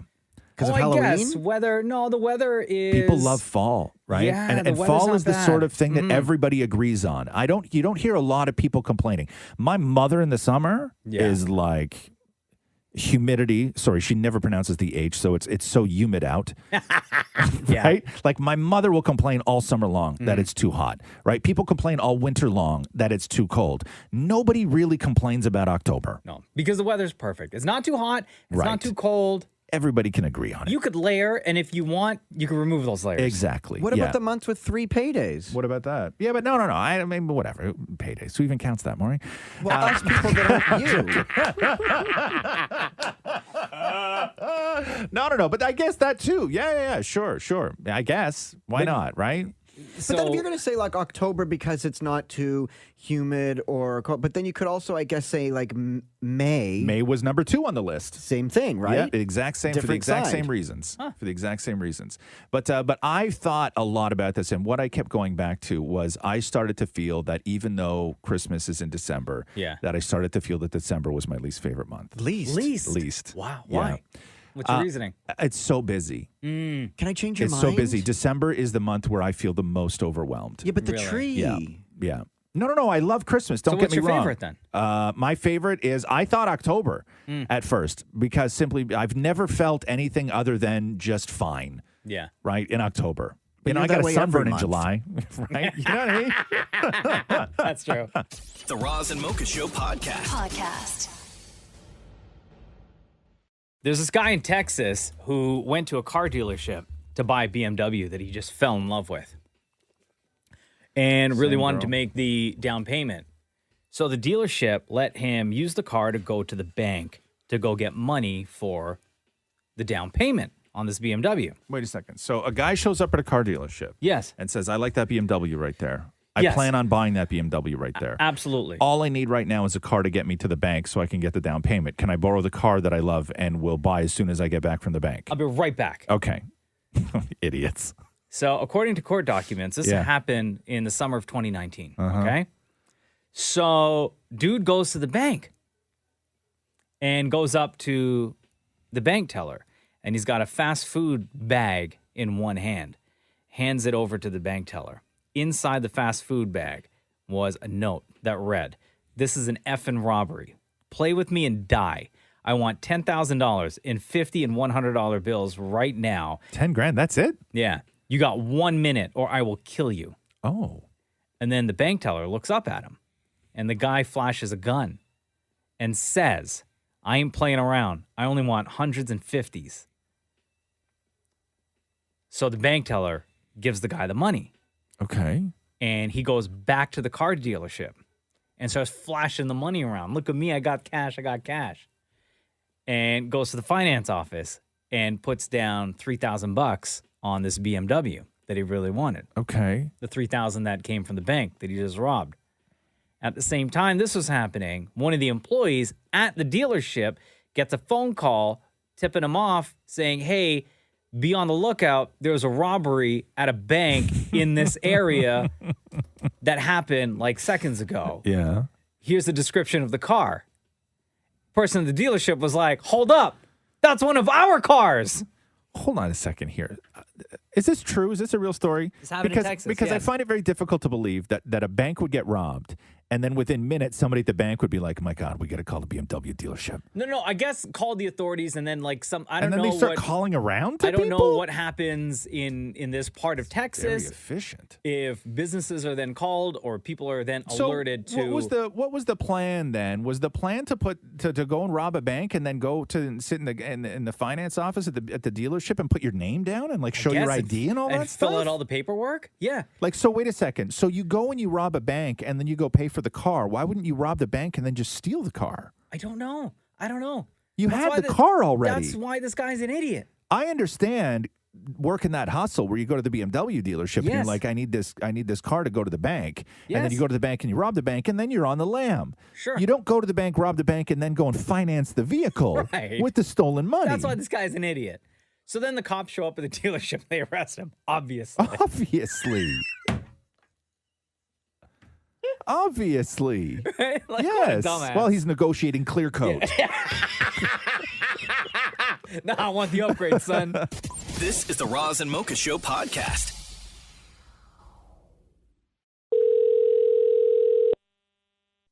Hello? Hey, it's Roz and Mocha. Hi. How are you? Have a terrible morning, actually. I feel like I'm about to cry now, but it's tears of joy because you guys are just the best. Okay, so what's your name, first of all? Sarah. Here's a text we got from Sarah, Roz. I just want to say my power went out in my entire neighborhood, and it's been the absolute worst day. I went downstairs to make my morning tea, and I couldn't because the tea machine didn't work. So I said, okay, I'll just have water. Now there's so much traffic trying to get to the highway because the stoplights are out, and I look like a disaster because I got ready in the dark. But it's still a good day because when all S hits the fan, the radio still works, and I still got my Roz and Mocha Show. How long you been calling it a tea machine for? It's one of those ones that is half coffee, half tea, so I don't know what you call it. Okay. Just curious. So it's not like your traditional kettle. No. Oh, okay. And my car was stuck in the garage, and I couldn't reach the cord to open the garage manually. Oh, no. Why? Because you're too short? Yeah, it was Oh, awful. girl. So what happened? Did you have to go get somebody to help you? Yeah. How's your outfit? I know you had to get dressed in the dark. Sometimes that's problematic for me. It's not great. No. Oh, girl. Yeah. You just because you can't go for colors or even anything specific. You just have to sort of like look at the shades of what they are in the dark and hope they match when you generic. get out of the world. Yeah. Tried to go off memory. Yeah. So what's a color palette today? I'm wearing like green pants with a white shirt and like a pink cardigan. Wow, you sound. That's like the outfit that you'd see somebody on a float. No, you're dressed like a rainbow today, girl. You know, there was one day last week in here doing this show that I Yeah. had to get up when I told you guys that I had to go pee into the bathroom, and it's because I had to go turn my underpants around. What? Yeah. Stop it. I did. I left the house one morning with my underpants on backwards. How and did I you couldn't, not know? And I could not understand why I was getting such incredible wedgies doing this show. Because the little part, well, I don't mean little part. No, you said it. No, so I didn't. No, it's- no. If you said it no, first, it's the truth. Sorry. Okay. What sounds better? The little part was in the back or the skinny part was in the back? I don't know, Sarah. Which one sounds worse? Anyway, I put my underpants on backwards one day last week, so I get it. Thankfully, my undergarments are all on the right way at least. Yeah. And what about your makeup? Were you able to do that, or did you have to wait till you got to the car? Well, the nice thing is, so I'm a teacher, so I have to wear a mask all day. So I just vetoed it. Oh, No one's okay. gonna see it anyway. Yeah. Oh, girl. I know that sucks. Well, we hope your day gets better. I know it's a terrible day so far, but we just wanted to call to say hi and hopefully lift your spirits just a little bit. Thank you so much. It really means a lot. Every morning when I get into class, I put your station on, and the kids listen to it as they come in. And I just got to the parking lot, and I'm going to do that again now. Aww. And being the 1-year anniversary since our schools got canceled, I was going to do a whole thing with them about how they've been feeling, and you guys will definitely be part of the conversation now as well. Oh, well, thank you, Sarah. What grade do you teach? I teach high school. Nice. All right, cool. I do have to run now to go teach them, though. Okay. All right, before we let you go, between Roz and Mocha, who's your favorite? It is Raw, which I know someone else already said it this morning, but I'm sorry. That doesn't matter. It doesn't matter if somebody already said it. Well, I feel bad for Mocha. Like, maybe I should have tried to balance it out, but... Nobody, you know what? Nobody ever feels bad for me, right? Nobody ever feels bad saying Mocha. Like, legitimately. Nobody's ever been like, I feel like I should balance it out for Roz. That has never once been said. It's because your underpants, the front is skinny and small. Love you a lot, Sarah. Have a great day. Bye. All right, keep your drawers on straight. The Roz and Mocha Show podcast. Roz and Mocha's DM Deep Dive. When you have nothing to say, why do you always say it to us? Deepa Prashad joins us right now on the Roz and Mocha Show. This has been so much fun all week going through the many DMs that we get on the daily, Roz. And if you want to be a part of this, all you got to do is DM us. All our DMs are always open. Deepa has the key and the passcodes to everything, so she's going to try and get through as much as we can on the show. What's in our DMs today, Deepa? First one comes from Rob, and he says, we have all heard the saying, Rome was not built in a day, but I just want to know, how long did it take? I'm finding mixed answers on the web. Thank you if you could help. What kind of question is that? I guess he thinks you guys are so old that you Look, were I'm like some alive sort of when Rome expert? Also, no, I'm sure Deepa. He doesn't say that because we're so old. No, I'm First of all, no. Deductive reasoning is that's the only reason they would ask that question. Okay. The answer to that is 1,000 years. I just did a Google search. How long did it take to build Rome? And the first answer that pops up is 1,000 years. Yeah, but is it like 1,000 even, or is it like 1,026 and they round down? Like, I think he wants a specific answer. I've never claimed to be a Rome expert. Like just over 1,000 years. Okay. There's your answer. Okay. There you go. So the first answer is always the right answer, right? Okay, a long time. All right, I just found that on Google. Okay, so next comment is from Pogo. I noticed that Roz says, I will say this at the start of a sentence a lot. Not a question, just an observation. Okay, let me say this first of all. Okay? I've never noticed that. And now that, is it Pogo? Yeah, Pogo. Now that Pogo pointed it out, Yeah. that's all I'm going to pay attention to. Well, I'll tell you is that over the years, people have pointed out things that that I say a lot, because I'll get into patterns or I'll get into habits or whatever it is. And once it's pointed out to me, I do my best to stop it, but I always just replace it with something else. That you then repeat. That I then just repeat, and then I get called out on that one. Like, if I stop saying that, I will inevitably just start saying something else compulsively. Like, instead of it's saying just the way I talk. I will say this, you could replace it with just hear me out for a second. Something like that. Yeah, something like that. Like, it will get replaced by something. Yeah. Anyway, sorry for annoying you, Deepa. And I'm sorry for Not me. Oh, I didn't okay. point it out. It was Pogo that wrote that. You got Pogo written all over you. Let me just say I'm that. just reading the DMs, No. guys. This is going to be a way for Deepa to come in and start airing grievances through other people's names. I'm going to have a tally chart and make a mark every time you use that sentence, just to we spite got you. a DM from Jake in Whitby. Says the room is too cold. Why is that?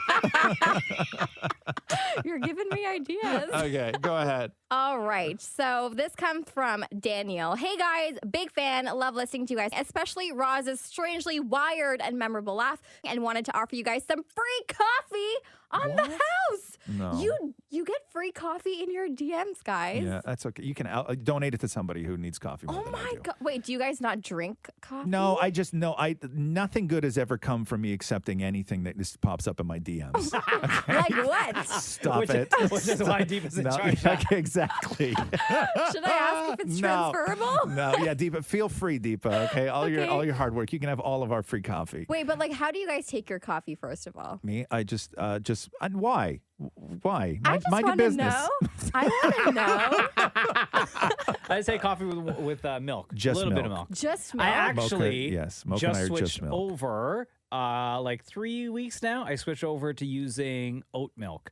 You did? Wow. You're one of those now. Yeah. You know why? Why? Because I think I'm lactose intolerant. Oh, Yeah. what? So Yeah. just why don't you get one of those lactose milks that I drink? I don't even know if I'm lactose intolerant, but I get a lactose milk. I guess I could. Yeah. Yeah, we just have a lot of oat milk in the house, and I Yeah. don't mind it now in Yeah. my coffee. No, I'm not You into guys that. are going to have a fit when you hear how I take my coffee. How do you drink your coffee? A small Yeah. with 3 sugars and 3 creams. You're the devil. Oh my! You're the cream? devil. It is a dessert. Oh that my you just God. drink. Oh, Yeah, oh, I will so say, good. back in the day, And I you used found to, somebody who wants to spend their life with you? Yes. Wow. And he drinks the exact same thing. That's- That's maybe- why we maybe- match. maybe that's the trick. I used to drink my coffee triple. Yeah. when I used it's to so order. good. No, Disgusting. I can't now. No. There's no way. No Deepa, way. thank you so much. Again, our DMs are always open. Hit us up. Shoot us a DM anywhere. Deepa is going to go through them, and we're going to do this every day. The Roz and Mocha Show podcast. Vanessa, it's your other husband's Roz and Mocha.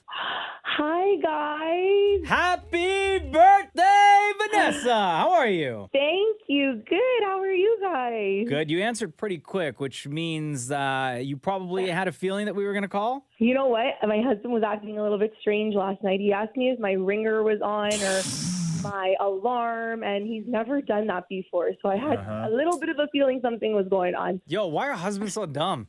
Like, you're not the first person that we've talked to who said that their boyfriend or husband was acting super weird the day of or the day before getting a phone call from Roz and Mocha.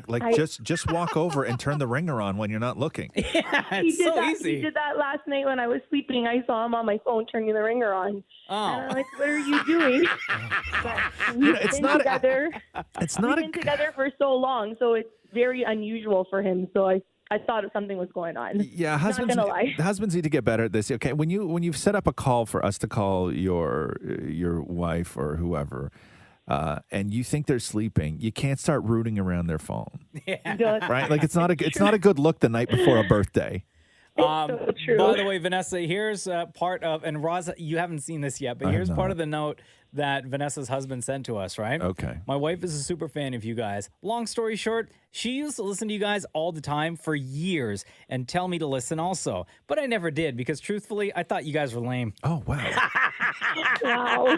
And then he said, truth be told, I've now been listening to all of your podcasts from start to finish approximately a year or so ago. And yes, I retract that lameness. You guys are entertaining. Oh, jeez. He loves you guys, and I used to tell him all the time. I would listen to you guys while I was on mat leave, while I was doing laundry or doing, like, you guys just help me pass time. And he would always say, but, like, why are you listening to them all the time? Now he gets it because he's ahead of podcasts, and he'll ask me, what episode are you on now? And he's always ahead of me, so I tell him not to tell me anything. No spoilers. No spoilers, and, you know, because I don't have the time to listen as much as he does anymore. So I'm happy, though, that he got into you. And actually, my son is a big fan of you guys as well. Aw. And he'll be 4 in July, but he loves listening to you guys. He always asks if it's Roz and Mocha on the phone. And if you guys tell a joke and Mocha's laugh just makes him die of laughter. So everybody loves you in this house. And we understand that you are expecting, I think, kid number 3 now, right? Number 3, another little girl. Oh, Yes. Congratulations. How are you feeling? Thank you. You know what? It's been a little harder with this one around, and I just had my toddler just came and grabbed my hand to bring me to my room. So it's a struggle, but it's okay. They're blessings for sure. So. No, you're the best. We can't thank you enough, and just the amount of time of your life that you've shared with us is just it's always incredible to hear. It's so wonderful. You guys definitely make our days better, and you guys always help. I listen to you guys right before I go to sleep as well, so helps me like calm me down, and it just brings me back to, some days my younger days when I listen to you guys. So thank you guys for doing what you guys do. You guys make us laugh every day. I actually talked to somebody who said that they do that same thing, that they listen to the show right before they go to sleep. But the one thing they said is that if the last thing they listened to involved Maury in any way, they have to keep listening to until there's a part that doesn't involve Maury. Why does my husband say that too? Maury, how you doing, man? Sorry, didn't see you there. Hi, Maury. How are you? Good. How are you? I was going to ask Roz a question, but I don't know if I want to now. Go But I was ahead. going to ask you, can you thank somebody enough? Because you said I can't thank you enough, but I'm wondering if physically you can. You can with some people, but I think that for some things, like this sort of, what's your name again? Vanessa. Vanessa. Okay. Oh my God. It's okay. I know Roz does that all the time. It's okay. I don't think Okay, but like somebody like Vanessa, who. Okay, get out of here, Maury. You just like this. Okay, let's stop. Can I do my joke quick and then leave? No, you can't do your joke. The answer is your age, by the way. Yeah, what goes up never comes down. I knew that was coming too. Okay, thank you, Vanessa. That's what she said. Thank you, Vanessa. We love you, Vanessa. We love you too. And actually, Nicholas, do you want to say hi? Listen to her say hi. Guess who it is? Hi, Nicholas. Hi. What's up, dude? Hi, Rod. Hi, buddy. Are you going to sing happy birthday to your mom today? Yeah. Can you sing it now? Can you sing happy birthday to Mama? Happy birthday, Connie. Happy birthday to Mommy. Happy birthday to Mommy. Happy birthday to you. That's amazing. Vanessa, we love you so much. Happy birthday. Thank you. We love you too. Please keep on doing what you're doing. You guys definitely make everybody's day so much brighter. Oh, Thank you're the you, best. Vanessa. Have a great birthday. Thank you, guys. Thanks for calling. The Roz and Mocha Show podcast. Hello? Happy birthday. It's Roz and Mocha. Thank you very much. What is going on with your phone, sir? Sorry, I just finished working out. My window's open, so let me just close it, try to make the room sound better. I don't know if it's a window. No, you sound like you're in the witness protection program. No, I literally just finished working out. Okay, hang on. We're gonna hang up and we're gonna call you right back. Okay. Hello. So weird. It's like when you watch those interviews on 60 Minutes. Yeah. Right? Hello. See if this is any better. I was fine, by the way, to talk to him like that because I found that entertaining. But I guess we'll call him back. Hello? Come on! It's not any better, is it? Come on! Yeah, I don't know what I can do about it. This is how. Wait, no. This is how you really sound, Yeah, this is how I sound. bro. When we talked to you, okay, no joke, man. When we talked to you the first time, you sounded like Darth Vader. Yeah, big time. No joke. What is your name? Ademola. What is it? Ademola. Okay. All right, Adimoa. This is the text that he sent to us, Roz. I used to listen to the Roz and Mocha Show when I was in middle school and high school, but had to stop when I went to Montreal for my undergrad. I came home after I graduated and found the Roz and Mocha Show podcast, which is amazing. I'm back in Montreal now for my master's. Today is my birthday, and I would love to get a call from the Roz and Mocha Show. So, Adimoa, happy birthday! Thank you very much. There you go. What are you studying out there in Montreal? I'm doing experimental medicine, Master's of Science. Like experimental medicine, like what? Like building a Frankenstein? No, like how to give somebody Wolverine claws? Like what kind of experimental medicine you doing? My project is looking into breast cancer. Oh, So with okay. a lot of breast cancer patients, some of them have it move towards the bone afterwards. Yeah. So I'm trying to look into why some of that is moving into the bones using some specific cells. Now, this kind of thing, is this something that you're doing temporarily to sort of like within a course, or is this what you want to build your future around, this research? So I want to go into med school afterwards. Okay. But initially when I tried, granted, I didn't apply to too many schools, but it didn't work out. So I thought, let me do some masters in the meantime to try and build myself up as well, but also do something in the medical field. So looking around to see what professors were available, the professor I found, this was a course he had, and it seemed pretty cool to me. So Yeah. that's what. How do you like Montreal? I like it. I will agree with Roz. The French is kind of obnoxious, but you know. Roz is like, Come on all now. the things that I've said for you to retain, you have to remember that one. Come on now. I don't recall ever saying that specifically. Yeah, I think you've said that multiple times. No, hey, listen. No. I But said no, Montreal's great. Yeah, okay, Montreal's cool. great. Yeah. Oh, okay. Yo, have you been to that famous poutine place out there? What's it called? La Bang. Bonky? Yeah. Yeah. Have you been there? Yo, Yeah, my I guy. ordered poutine from there a few weeks ago. How many times have you been? I can't go often because poutine's really heavy, and I'm trying to watch what I eat. Yeah.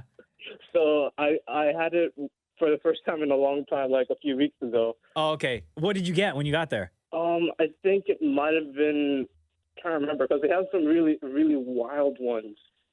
That one might have just been basic, just one with pulled pork or anything with slaw on the side. To me, that's not poutine. That's not poutine, man. No, I know. Your traditional regular poutine is just fries, gravy, cheese curds. That's it, right? Yes, But this place, what's it called? La Banquise in Montreal. Let me They tell have some you. really crazy ones. Yeah, hold on. Let me see if they still have it. Hold on. Oh, here it is. The T-Rex. Have you seen this one? Oh, my God. What's on that? Adamo, have you seen this one? Yeah, right? Okay, go. Hit me. So in the T-Rex poutine, it's ground beef, pepperoni, bacon, and hot dogs. Oh, God. Oh, yeah. Say it again. Ground beef, Yeah. pepperoni, bacon, and hot dogs. Yeah. Yeah, there you Oh, go. man. I was really tempted to buy it, but I knew with all of that, it'd be just really heavy. Yeah, those More heavier than poutine already those is. Montrealers love a hot dog. They really do. Oh, They man. really do. Yeah. Well, Adamoa, happy birthday. Thank you very much you for listening to the Roz and Mocha Show, even while you're out there in Montreal, man. We really appreciate it. Thank you very much. I appreciate it. Adamoa, one final question before we let you go. Between Roz and Mocha, who's your favorite? Roz. Thanks. Why you say it like that? No, here's the thing. Yeah, For a little while, I thought Mocha was my favorite, but as I listened to the podcast more, especially because I got older, I started to appreciate See, Roz. you know what? Honestly, dude. This is the thing I wanted to be careful of because I didn't want Mocha to misconstrue what I say. But I appreciate Roz's point of view more, and I found Roz funnier. Honestly. And I also like initially the jokes he would make against Maury. The burns were hilarious. Honestly, dude, you said Mocha only heard one thing, old. That's all he heard. That's the only word he heard was old. Damn. Yeah. Sick burn, bro. Yeah. Like no, man, you blew it. Damn it, Mocha. Yeah, you blew it, man. Thanks. Happy Well, I love birthday, you both. man. Thank you. Yeah, Thank okay, you very cool. much. All right, later. Later, dude. The Roz and Mocha Show podcast. Hey, did you see that Bieber video he did for the Leafs? I did. What do you think of that? I liked it a Yeah? lot. Yeah, it's beautiful. Trending number 2 on YouTube right now. Is it really, huh? Yeah. Now there is no official video for Hold On, right? No, Oh, yeah, no, there is. There? Yeah, Is yeah. it, so this is just the sort of companion to that. The video for Hold On is the one where he's on the motorcycle. Oh, yes. God, right. Yeah, okay. The girl in the music video that's playing his wife has cancer. Yeah. And he goes and robs a bank. Right. Yes, I don't know. I forgot that. They're down on their luck. Beautiful music video, by the way. Yeah. But this Leafs one. I know Leafs have, they lost the other night. They're playing again against Winnipeg. The video's great though. Yeah. I love all these like highlight type videos. Yeah, it was just done really well. And God, I mean, he's just such a fan, right? Yeah, big time. I got to check something here. Why? Because we always look at Bieber as just being so young, right? Mm-hmm. And you know that he's like a huge fan of the Leafs and Austin Matthews and Mitch We Marner just and all turned what, that 20? Is it 27? He just turned 27. Justin yeah, Bieber. Yeah, but it's so weird to think of him as like when he hangs with Austin Matthews and Mitch Marner, like Bieber's older than them. Not by that much. But he's older than But them. he is older than them. Like, it's yes. weird to think. Like, it's weird to think that Bieber's like, I know you know he's this giant Leafs fan, everything else. But now, like, when he's friends with the dudes and he hangs with them, like, Bieber's like older. Like, I think some of them on the like, Leafs. Like Austin Matthews. Like, how old's Austin Matthews? Just shout it out. How old's Austin Matthews? 23. Oh, damn. Yeah, okay. like Bieber's the older friend. Yeah. Like, I think some of the, like, way younger guys, some of the guys on the Leafs are probably not even old enough to go and drink with Bieber in the States. Hold on here. How old's Mitch Marner? Isn't, how much? Mitch Marner's young. How old is he? 22? 23. 23. Yeah. Okay. Jeez. Right. You know what I mean? But it's weird to think that Bieber, because I watched that video and I'm like, God, it's like he's just such a good fan. I know he's been a fan for like a real long time. And I know that the guys love him and he loves the guys and all this stuff. And then I'm like, but when they hang, like, you know, Bieber's the dude that is like, you know, oh yeah, you're not old enough to know that. Yeah. You know what I mean? Like he's only that 5 guy. years. 5 years is a long time, man. Yes. 5 years is a long time. 5 years is the difference of having a Facebook page or not. Oh, yeah, that's true. Right? Like, much older than Catherine? what's that? Aren't you much older than Catherine? We're not talking about that right now. But yes, just I pointing am. out facts. I always say 10 years, and then Catherine always corrects me. She's like, 9 years, 7 months. Right? And I'm always Thanks, like... Wikipedia. That's what a young person does. This is the Roz and Mocha Show podcast. Despite everyone saying to cancel the Olympics, the Tokyo Olympics are still going on. Mm-hmm. They even did a poll last month, and like 80% of Japan wanted, like the citizens said, postpone the games. Don't do it. And they were like, we hear you, but guess what? We don't care. We spent billions upon billions. It's already a year late. And So don't get me we're wrong. still going through with don't it. get me wrong. I feel so incredibly for the athletes. Of course. Where this is something you trained for your entire life. Of course. So what they're doing now is they're banning foreign spectators from heading out to the games. And if you want a refund, you're going to get a refund. But you're not allowed to go, if you have a ticket, to go to any of the events. So all locals can, though. Locals can. Right. Of course. Right. But anyone It's going to be a outside of different there, vibe. Completely. The torch relay is still happening in 2 weeks, but no spectators. Yeah. Right? You're not allowed to line up along the I know, streets. isn't that funny? You tell people you can't look. Don't look. Don't look at me. It's Yeah. like it's just on the street. Like it's not like you have to buy a ticket and go in somewhere. No, it's on the street. It's on the Like street. someone could be running by your house with a big ass Olympic torch in their But hand, right? Presumably, the people with the Olympic torch will be running down streets that are like there's pedestrians on those streets. You know what I mean? But, like, what do you do? Like, you map it out. Not allowed to look. You map it out to take like the least populated like it's streets now? Japan. No, exactly. How are you It's going to do very that? difficult To If you're find- going to Tokyo, good luck finding a street with not one single person on it, Right. let alone a route. So how are they going to do this? Don't look at me. How do you stop that? How do you stop spectators do you make from the watching torch- something that happens on the Okay, street? So do you make the torch a lot smaller than what They the hide torch it. usually is? Right. So if you see somebody running down the street, Right. you don't think twice about it. No, it's Right? maybe it's like keistered until he gets to the location, and then it's pull it out? revealed, And then lit, and then obviously. it's the size of a lighter, right? Right? It's like whatever you could get into a prison is, that's the sort of that's the parameters, the scale of what they need for a torch. Just like a tiny little mini torch. See? Out there, Tokyo Olympics, they got to figure it out. This is the Roz and Mocha Show podcast. Jonathan. Hello. Jonathan, it's Roz and Mocha. Happy birthday. Thank you. What's going on, dude? I was just setting up my new Fitbit. Oh, You're yeah? sitting on your new what? Fitbit. Oh, Setting up the Fitbit. Fitbit. Nice. Is that what you wanted for your birthday? Yeah. Sick. I always really wanted a smartwatch. Oh, okay. yeah, nice. What do you plans for it? What do you first want to? What's the first test drive on the Fitbit going to be like? Probably the Alexa feature. Oh, nice. You gonna rack up those steps? Yeah, I'm definitely going to use it for the steps part. How old are you? 12 now. 12. You sound like a man. Thank you. Wait, I think we talked to you back in September at the beginning of the school year. Yes. Yeah, your voice didn't sound like this back in September. Thank you.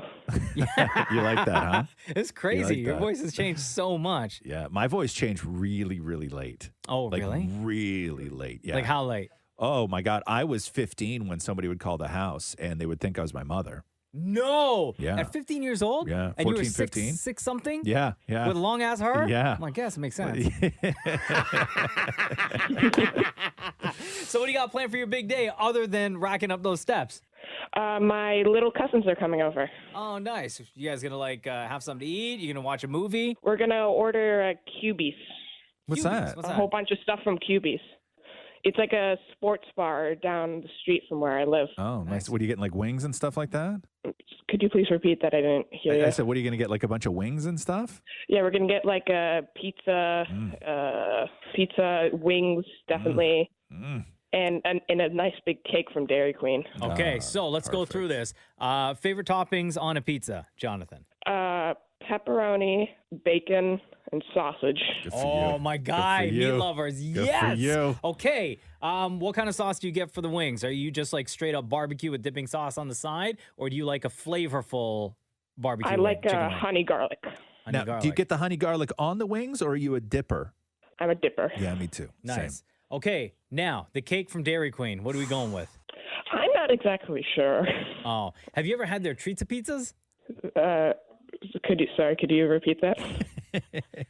You're You're not on trial, man. No, it's Okay. called. It's okay. I know. Okay. So Okay. polite. Yeah. It's called the Treatza Pizza. It's a little bit Never of heard a of that. thinner, like frozen ice cream cake. Yeah. Oh, really? Yeah. I always get the mint chip ice cream cake from Dairy Queen because nice. that's the only sweet thing I like. I'd like a chocolate ice cream type. Oh, There you go. That's a good one too. Well, Jonathan, we appreciate you spending so much of your time with the Roz and Mocha Show, and we just wanted to call to wish you a very happy birthday. Thank you. You enjoy that pizza, those wings, and your Dairy Queen dessert. Can I say who's my favorite? I was just going to ask you, by the way, between Roz and Mocha, before we let you go, Jonathan, who turns 12 today, between Roz and Mocha, who's your favorite? Roz. Oh, yeah? I'm not joking. Oh. Man, I tell you. As if everybody thinks that you must be joking. You know what I mean? Like, come on, man. Thanks, Jonathan. Enjoy your day, bro. Thank you. Bye. Roz and Mocha's Fix My Life. What advice can you guys give me? Okay, so my question is, got a problem you can't fix? Roz and Mocha got you. Hi, Ivana. What's up? It's Roz and Mocha. How are you? We are doing great. How are you? I'm all right. I'm having a bit of drama with my in-laws. I need to change my locks on my house, so my in-laws stop showing up unannounced. Oh, wow. So you need to change the locks on your house so your in-laws stop showing up unannounced. You wrote us, Roz and Mocha Fix My Life. My husband and I have purchased and moved into my in-laws' renovated house, and they've kept a key. My mother-in-law is overbearing and visits and comes in whenever she wants. We have 2 small children, and I want to be able to walk around the house naked if I will, please, before the kids get old enough to realize I want to change the locks or ask for the key back, but my husband thinks I'm overreacting a lot. Please help. Now, do they just walk into the house because they feel like it is still their home? Yeah, see, that's where I'm kind of on the fence. I feel that shouldn't be the vibe because we paid them for the home. Uh-huh. And on the other hand, I feel like they do still have a sense of entitlement because of their labor and everything that went into this renovation. Okay, so they renovated the home and then you bought it from them. Yes. So it's your home. You own it, right? Correct. Okay. There are going to be times in life where it is maybe a good idea that your mother-in-law has a key to the house. Okay? Of course. Especially when the kids start getting a little bit older, you need her to go in and do something. She's got to come over when you're late. All this other stuff. There are times, many times, where it makes sense that the mother-in-law has a key to the house. Now, that said, you need to absolutely, and your husband, this shouldn't just be a you conversation, have a conversation about boundaries. And this doesn't have to be that uncomfortable of a conversation. You can just be straight up and say, hey, listen, before you come over, give me the heads up and let me know. Appreciate it. If you know I'm home and you're unannounced, don't use the key. Don't come in. I hear you. That's been a bit of a discussion that my husband has shied away from. So I've full on went and said, okay, well, if you're going to be a baby about this, I'm going to say, please, give us a heads up, either a call or a text before, because on top of 2 small kids, we have a dog who goes crazy as soon as he hears somebody at the door. But then my kids wake up from their naps, and that makes me so upset too, to add on top of all of this. Also, you're naked. Exactly. So I'm trying to express, please give us that heads up. She goes, yeah, okay. And the visits are well-meaning. She'll drop off like lunch, or she wants to visit the kids, or she, whatever, is in the neighborhood and did groceries and is bringing us something she knows we'll eat. Like, they're well-intentioned visits. I get that, and I agree with Roz that there's going to be a point where I would want her to have the key as the kids grow older, but right now it's just too much. Yeah, I feel, though, that you need, like, your husband needs to be on your side with this conversation, because then it's going to turn into you versus the 3 of them, your husband and your mother-in-law and your father-in-law, if he's also included in this conversation, right? Your husband needs to understand where you're coming from, and he also needs to feel the same way. And my opinion is that your husband is the one that needs to have the conversation with his mother to say, give us a heads up, shoot us a text, phone call. If you can't do either of those things, please ring the bell or knock on the door.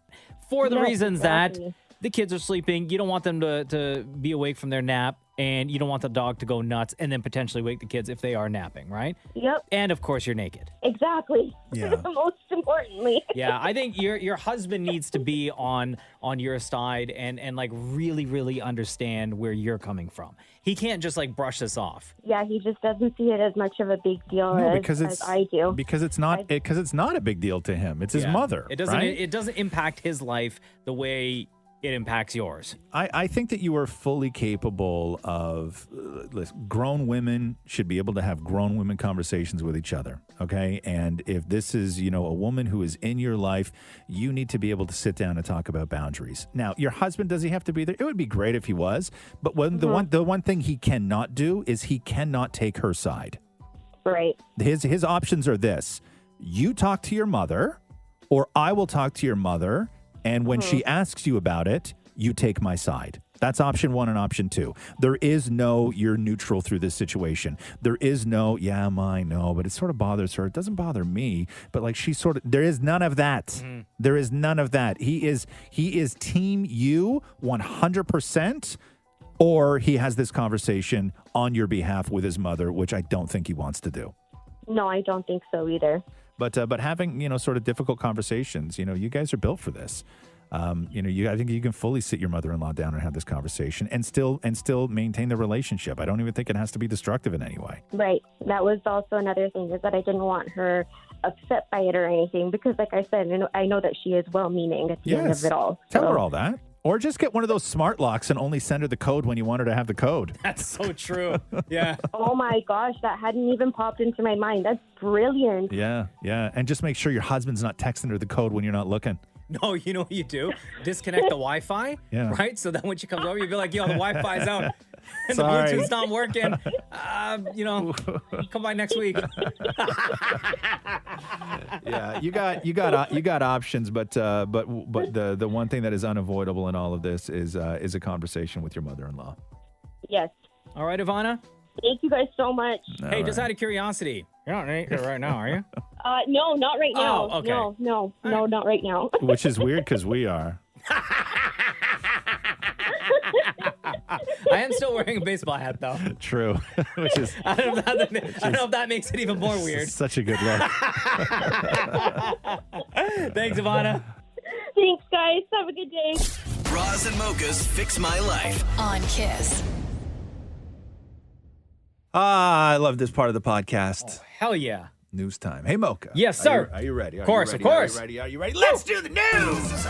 A Roz and Mocha Show and Kiss 92.5 News Break. Kim's Convenience is done after this season, which they were supposed to do a season 5 and a season 6, but the show is going to wrap up in Full stop. On April 13th, the show's producer said in a statement that the co-creators of Kim's Convenience confirmed that they will not be moving forward with this show. They're going to be moving on to other projects. In a statement, they said, quote, "Given their departure from the series, we have come to the difficult conclusion that we cannot deliver another season of the same heart and quality that has made the show so special." That's what the producer said in a statement. Simu Liu went on IG Live last night and gave fans his immediate reaction. I take it by now a lot of you guys have heard the news about Kim's Convenience. For those of you that haven't, our producers recently made the decision not to move forward with the show. You know, before, I know I can tell a lot of you guys are tweeting, save the show and let's talk to CBC and let's talk to Netflix. And I just wanted to set the record straight here. This decision had nothing to do with the CBC and it had nothing to do with Netflix. It came from production. It is an unusual situation to say the least because for those of you that have been keeping track with our show, we did receive a 2-season order last year when we completed season 4 for both seasons 5 and season 6. So we technically received a green light for it, but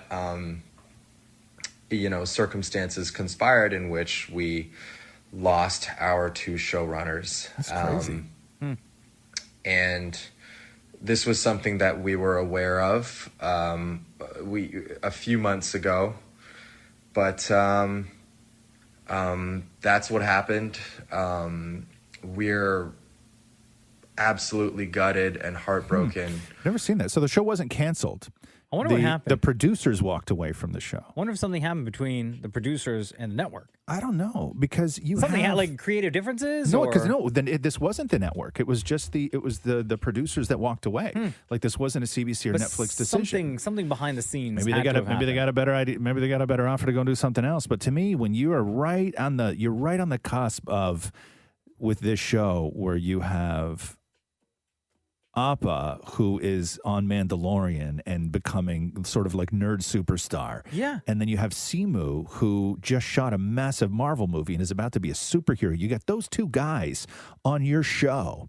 And all this attention and you right bail, now is on and Kim's Convenience. And you bail. It's wild to me that you don't ride that out, that you don't use both of those names to sort of get one kick-ass 6th season out of this. But yeah, so no more Kim's Convenience. Sad. Final episode will air April 13th. The Roz and Mocha Show podcast.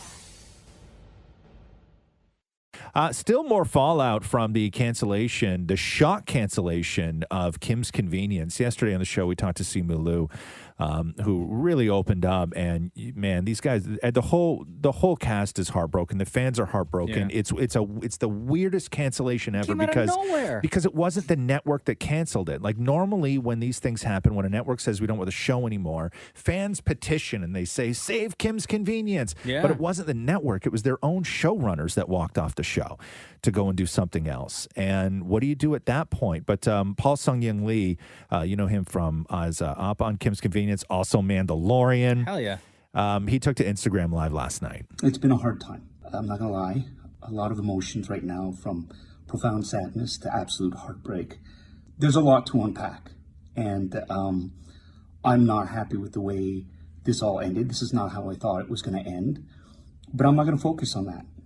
I'm going to focus on, first and foremost, the fans. Thank you so much for being with us for 5 years, for letting us into your homes and letting us entertain you and be a part of your family and have you join our family too. And thank you for all the support, the messages, the DMs, the texts, everybody tweeting and posting about the show and their outrage that the show ended. Thank you so much for that support. It's meant the world. And the fans make the show.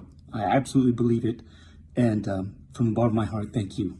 You know what makes me sad? What's that? And I'm like tearing up right now. Yeah. To hear Appa sad. Yeah. No, I know. I agree, because you have such an emotional connection to that character, and we've got to know Paul over the years, and we were writing back and forth yesterday, and it's tough, man. It's especially when it's, a situation like this where, what do you do? They all thought they were going to get season 6, and You get no closure. It's like closure. It's like getting dumped. Completely. You just want closure, and it ain't gonna happen. And I feel for all of them.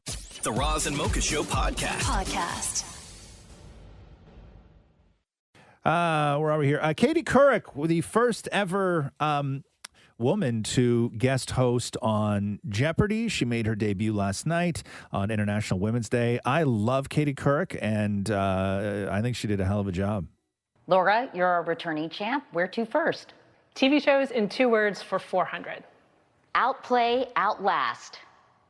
Matt. Survivor. What is Survivor? Right. TV shows, 600. Brainiacs, bazinga. Laura. What is the Big Bang Theory? Right. TV shows, 800. Piper, prison. Maury, come in here for a second. Laura. What is Orange is the New Black? That's right. Oh. I like Katie Couric. Maury has watched more Jeopardy than most. Maury, your thoughts on Katie Couric? I thought she killed it. Yeah. You know me what I too. honestly liked about her? She wasn't trying to be somebody other than herself. Yeah. And I think that was awesome. She wasn't trying to be a game show host. Yeah. She was being her. Yeah, which is really nice. And it's actually a really good point because I think that why somebody like Katie Couric is interesting to me on Jeopardy is because I think that she's just insanely competent and incredibly smart, and she's so good on television that I think that she just has to go on and do what she does really, really well. And I think that the game show host aspect is something that would evolve. I think that she would sort of develop all of that stuff later, but the stuff that other people are going to have a difficult time, like Aaron Rodgers and these people who have never done anything like this before, I think all that stuff is just easy for Katie Couric. And I think that like she'll become the host. Like she could become... I was really skeptical when they gave out the list of names. Yep. But now I'm really leaning towards her being the permanent one. Yeah, I liked her a lot too. I know she did she did a really, really great job. Thank you, Maury. I sounded really smart. And quickly, before we go, you had mentioned this earlier. Clocks go back when?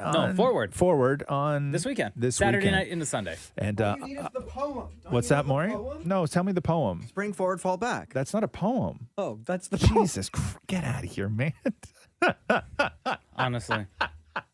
Use the poem. Use the poem. The poem, bazinga. The Roz and Mocha Show podcast.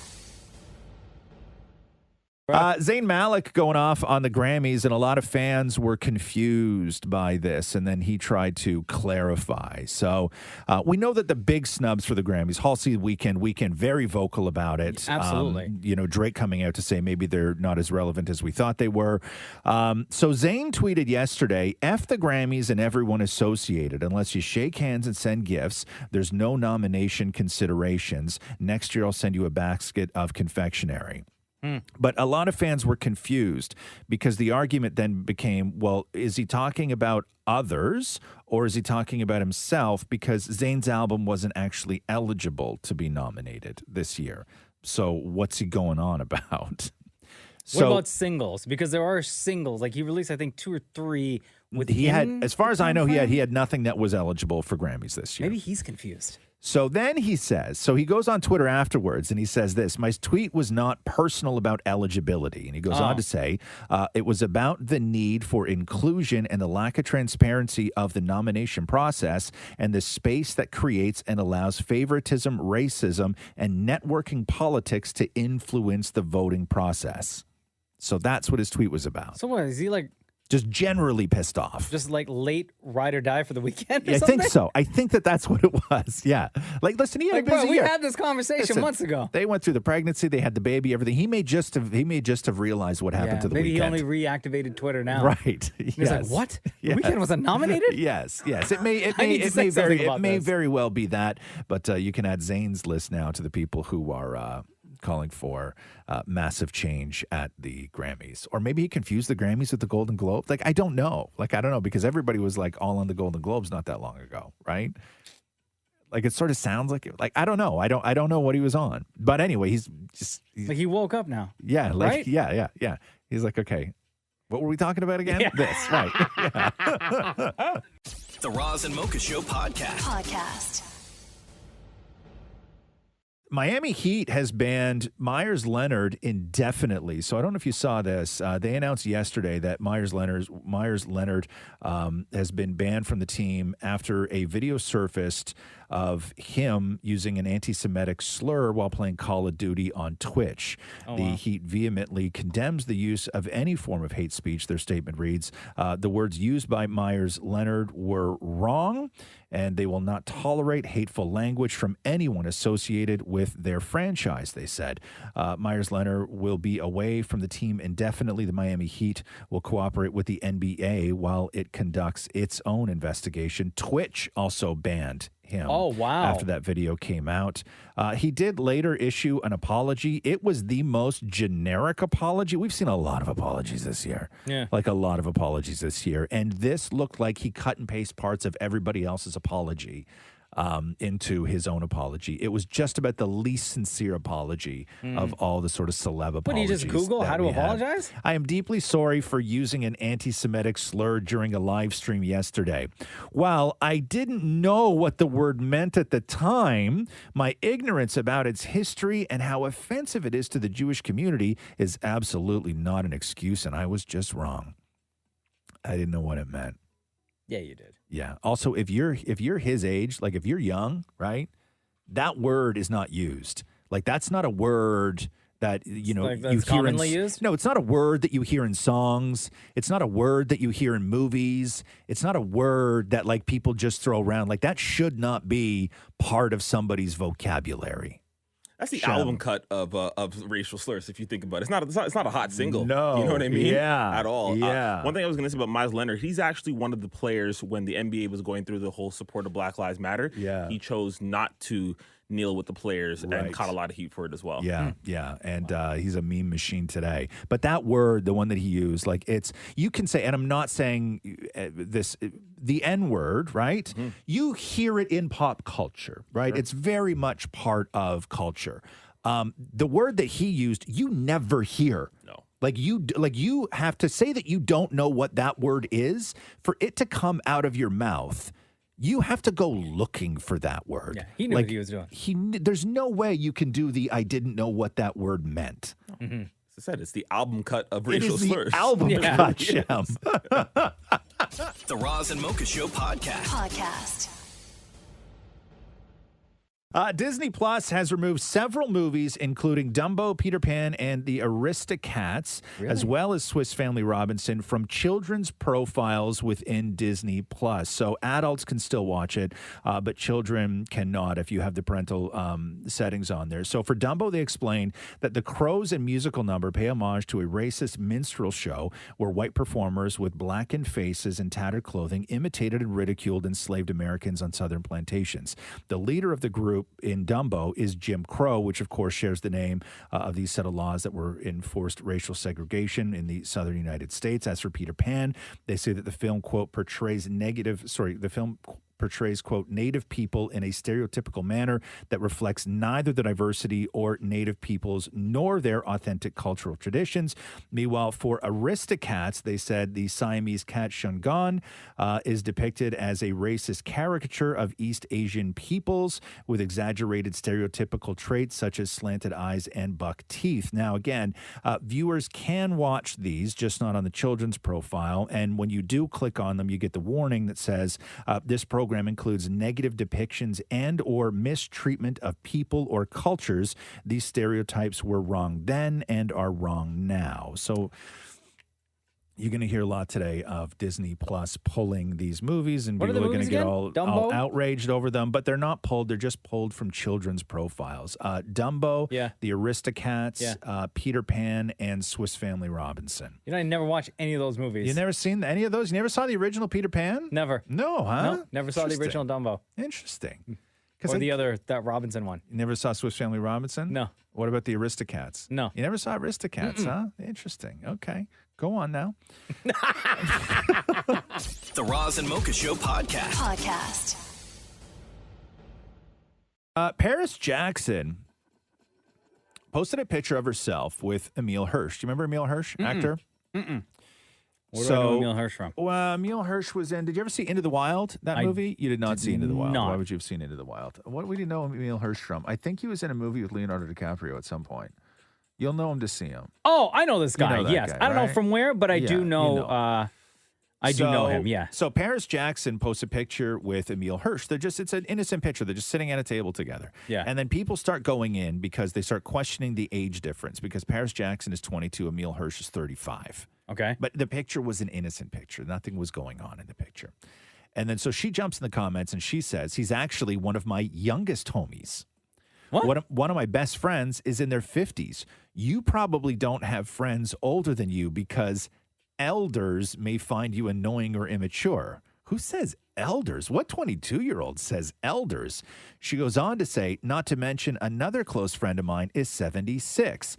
Age is a number. I enjoy the company of people of all ages. I am a student and a teacher of people from 5 years younger than me to 50 years older than me. Nothing wrong with that. And then the next picture she posted was a picture of Emile Hirsch, like with his eyes closed and like his face right up against hers. Like it was like going in for like a nuzzle. Like a kiss? He was going in for a nuzzle, and then she just captioned that one LMAO. So she's... is that like a troll picture, you think? Maybe. I would assume it is. Maybe it's a troll picture. Yeah. But she's 22, he's 35. But who says elders? Is that a thing? Is that back? 22-year-olds referring to old people as elders? I haven't heard somebody say elders in forever. Right? Yeah, and I'm a young guy. And it was never young people that said it. It was always somebody old who told you to respect them. Yeah, it was an elder that said it. It was an elder. Yes. Like young people don't say elders. No. If somebody called me an elder, I'd kick him in the shin. Regardless of age? No joke. I would kick a 22-year-old Paris Jackson in the chin if she called me an elder. 100%.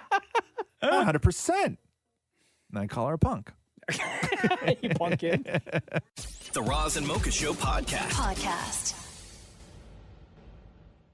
Matthew McConaughey, who is still promoting his book Green Lights. Oh, wow. He's done more for this book than I think he's done for anything else that he's ever done in his career. And Probably, over the course of promoting the book, you could tell that if you watch a lot of his interviews that he's sort of evolving as he's talking through issues with people. And because we had him on our show. Yeah, early. Very early, shortly after he released the book. And what you notice is the talk of entering politics and leadership and all of this stuff. You know, at the beginning of this press run for Matthew McConaughey, he was very sort of aloof about it. Mm-hmm. You know, the idea that you want to do a lot of good, you know, is appealing to him. But what do you do with those feelings? So now we're at a point of where he did an interview yesterday where they asked him currently what are his thoughts on getting into politics.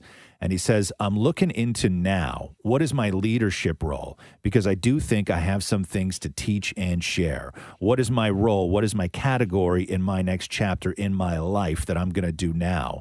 And then they asked him if he was serious about taking a run at becoming governor of Texas. Wow. To which Matthew now responds, it's a true consideration. Really? Yeah. Wow. And we had talked about this a lot with people who are at that level of fame and getting into politics, where Schwarzenegger did it right. He couldn't become president, but, you know, became governor of California. And anybody who, you know, wants to dip their toe into politics, it's always about just wanting to be president, which is an ego feed, right? Mm-hmm. And we had always said that if you are serious about it and you are a celebrity and you do want to get into politics and maybe eventually become the president one day, whether you're Oprah or The Rock or Ben Affleck back in the day, whatever, you know, become a mayor. Mm-hmm. You know, if you're serious, become a mayor, become a senator, become a governor, and then take a run. So the idea that he's considering a run for governor of Texas says to me that Matthew McConaughey is dead serious about a life in politics. And you know what? I like him a lot. And I think he could do some good. Yeah. Yeah, I mean, I don't know. I mean, he's, Right. you know, he's smart, he's funny, he's charismatic, but, you know, is he a politician? I don't know. We'll Do see. you think he would have opened up Texas the way they've opened everything up? Oh, God, who knows, man? I don't know Did you McConaughey hear- well enough to know any of those Did you hear questions. that the stadium where the Texas Rangers play, they're allowing full capacity at their ball games? Sure. And they actually play the Jays on April 5th. Yeah. I believe it's the Jays' first First game. And in Texas, they're looking for their Texas Rangers game. Yeah. 40,000 plus. Yep. Masks are still going to be required in the stadium when you're not eating or drinking. Yeah. And they're going to have sections like blocked off, I guess. Yeah. But still, to fit It's 40,000 wild, people man. in one spot, they're Don't- doing it out there in Texas. Don't mess with Texas. The Roz and Mocha Show podcast. It is official. Michael B. Jordan will be directing Creed 3. Bro, can I tell you? So MGM says this: Michael's vision for Creed 3 is incredibly exciting and will undoubtedly be an important contribution to the canon for the storied franchise. This is what they said from MGM. We are thrilled to bring his directorial debut and share his next chapter in the Creed story to theaters next year. Michael said this: directing has always been an aspiration, but the timing had to be right. Creed 3 is that moment. At a time in my life where I've grown more sure of who I am, holding agency in my own story, maturing personally, growing professionally, and learning from the greats like Ryan Coogler, most recently Denzel Washington, and other top-tier directors I respect, all of which sets the table for this moment, this franchise, and in particular, the themes of Creed 3 are deeply personal to me. I look forward to sharing the next chapter of Adonis Creed's story with the awesome responsibility of being its director and namesake. Yo, I am so hyped. I know, but Creed 2 sucked. Creed 2 wasn't as good as Creed Sucked. 1. Creed Sucked. 1 was like one of my all-time Yeah. favorites. I love that Creed, movie. the first Creed was incredible. The And training montage, I go back to the story was beautiful. all the time right? on Yeah. YouTube You when do, I need huh? to amp myself up. Yeah. Yes, and I listen to the soundtrack for Creed 1 a lot when I need to hype myself up. Creed 2, I Yeah. agree. It wasn't what I was hoping. Yeah. But I love Michael B. Jordan so much, and I love that franchise so much. Yeah. I'll that give it a shot. I'll give it a shot for sure. I'm happy that he's taken over. Yeah. Because he is that character. Yeah, they And I blew it think with Creed we'll- 2, though. They really did. I They had think a he'll great do thing it going, justice. and they blew it. Also, no word yet from MGM on whether Sylvester Stallone will return for Creed 3 to play Rocky one more time. This is the Roz and Mocha Show podcast. Apparently, there's a new show, and each season of the show will, quote, be self-contained romantic comedies inspired by the music of a beloved pop star. Okay. And this is by Fox. And one of their hour-long episodes in the series will be based on the music of Huey Lewis and the News. Sorry, can you I don't think I heard you properly. Okay. Can you just turn the music There's- down for a second? there's a can you new- say that one more time, the whole thing? There's a new series being Yes. developed by Fox Yes. based on the music of Huey Lewis and the News. It's an hour-long anthology series, they say. Self-contained romantic comedies inspired by the music of beloved pop stars. So each one will feature the entire series. Like, it's not like it's going to be the soundtrack for it, but these series will be based on the music. So it's not like the music is going to be a companion to the writing and the acting. The writing and the acting are going to be based around the songs of beloved pop stars. And one of the episodes is Huey Lewis and the News. How do you feel about that? Yo, I love this song already, so I'm down. Yeah? Yeah. Yeah? I don't care. I'll watch No, it. I Want a New Drug, right? Sure. It's a good one, too. Hell yeah. I'm down. Are you into it? Me? Yeah, I'll watch anything, man. You know me. Anything and everything. Roz and Mocha Q&A. All right, gang, time to answer some questions. It's part of Ask Roz and Mocha. Hello, Jeremy. What's up? Hey, I got a question. Okay. So what's your partner's catchphrase? What is your partner's catchphrase? Yeah, what's something that they say all the time? Yeah. What's yours? What's your partner's catchphrase? It's windows and doors. What does that mean? Huh?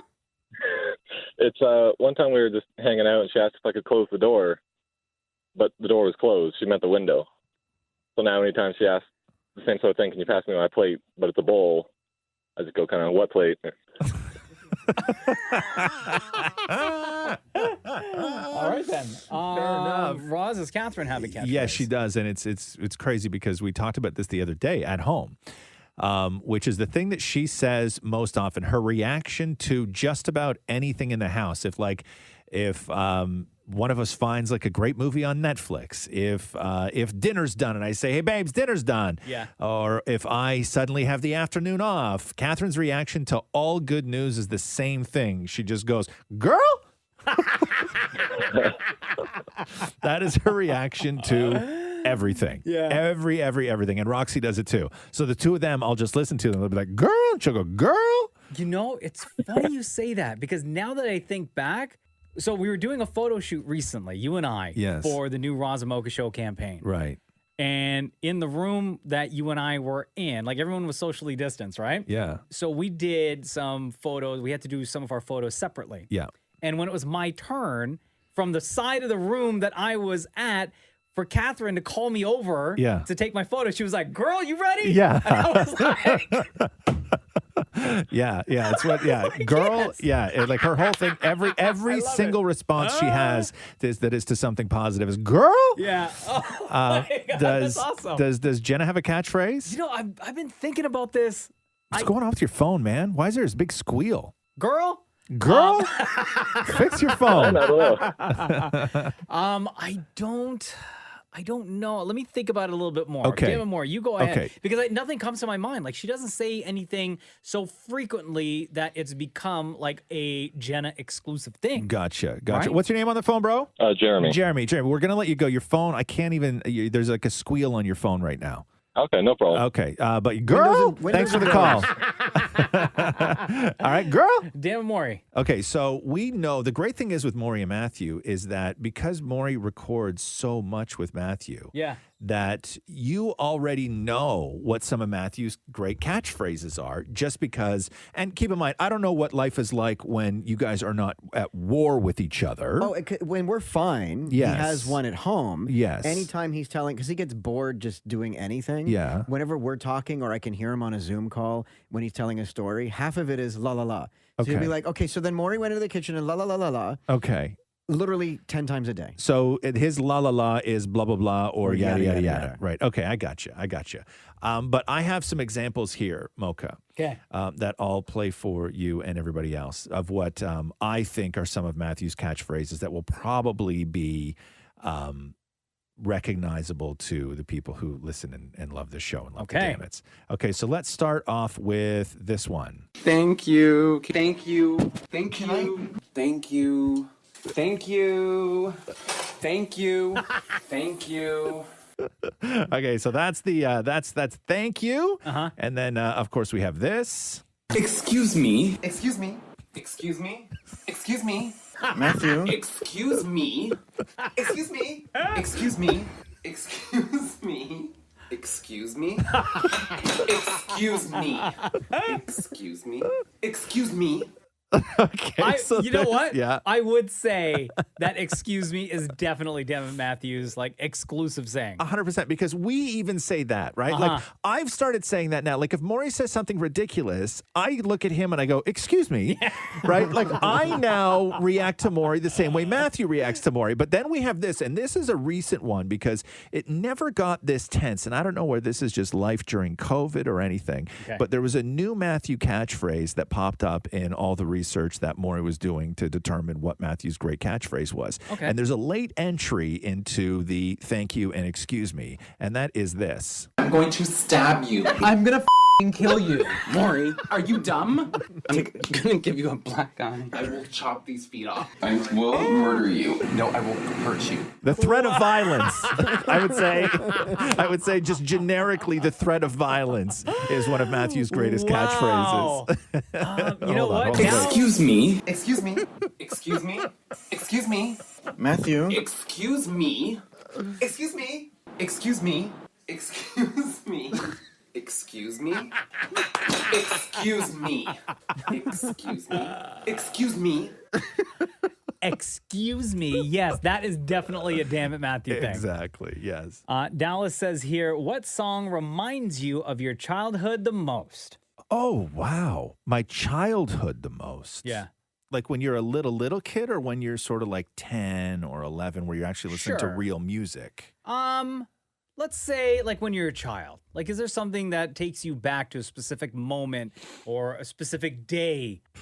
in your life? Roz, was it the piano they played during the silent era? Shut up. Oh, wow. Wow. Excuse me. Excuse me. I'm going to stab you. I'm going to cut your feet off. That was a weird one. I don't even know what was going on that day when he said I was going to cut your feet off. Maury probably walked in through the door and said, "Hi, Matthew."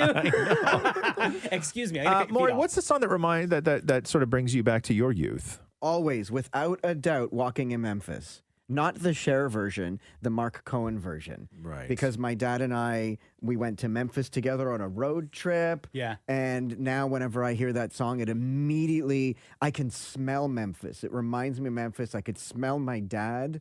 Like, it just reminds me of him immensely. When was that song released? Not today. No, but I'm trying to... Excuse me. I'm gonna chop off your feet. How do you not know that? Excuse me. Song? Put on my blue 91. suede How old were you in shoes 91? and I was born in 78. So how old were you in 91? 78 to 98. 78 to 88 is 10. So how old are you in 91? 10, 11, 12, 13, like around 13, 14. Around or specific? It has to be a specific number. I'm going to say 13 because my Okay. bar mitzvah was 92. Okay, you don't have a song from before 13 because 13's kind of old. Like you were listening to actual like grown up music by 13. But the question was what song reminds you of your childhood? But would you? I guess still 13's a hear childhood, that. right? Is 13 Yeah. childhood? Yeah, like I guess, have like I there's guess, a lot I of guess. like music from artists like when I was in high school that just take me back to those days where I can remember specific moments, like stuff by Biggie or Tribe Called Quest or Wu-Tang, any of that, like any of the hip hop stuff. What about back let's then, say right? pre-high school? Let's say But pre-high school. When you're talking like kids, like earliest memories, right? Yeah. There's one song that sticks out. And I'm so glad Dallas asked this question because it popped up on a playlist I was listening to recently. Mm-hmm.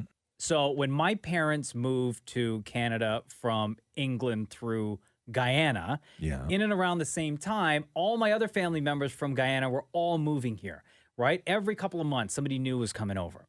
And on the weekends, the family, they would all, because nobody knew anybody else like in the neighborhood or anything like that. They all lived in like basically 2 apartment buildings that were side by side in multiple units. Gotcha. So on the weekends, they would always get together for parties, hanging out, for dinners, stuff like that. And then once people started getting into their first homes, parties would continue on the weekends, right? Mm-hmm. And when you would go into the house, the party would take place in the basement. And it was an unfinished basement with like lawn chairs, like just patio furniture set up. Yeah. And you always had your table that had snacks and drinks. And one of my older cousins would be the one in charge of playing music. Mm-hmm. So all the kids were like playing or just like hanging out, whatever, sitting there bored. All the parents would be dancing. And there's one song, and it's a slow jam. It's a slow reggae song that I just specifically remember in the basement of like an uncle or aunt's house where all the adults would get together a little too close, right? But it's a beautiful song. Sure. And it just reminds me of those basement parties and like my family getting together. And you may know this song. Let me play it for you.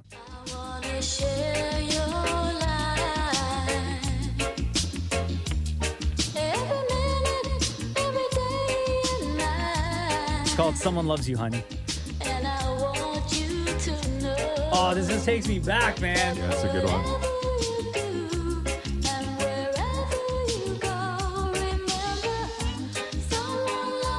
Oh my God, That's a dude. good one. I like that. This I like reminds that. me What of my is it? childhood. What is it? It's called Someone Loves You, Honey by June Lodge and Prince Muhammad. I like that.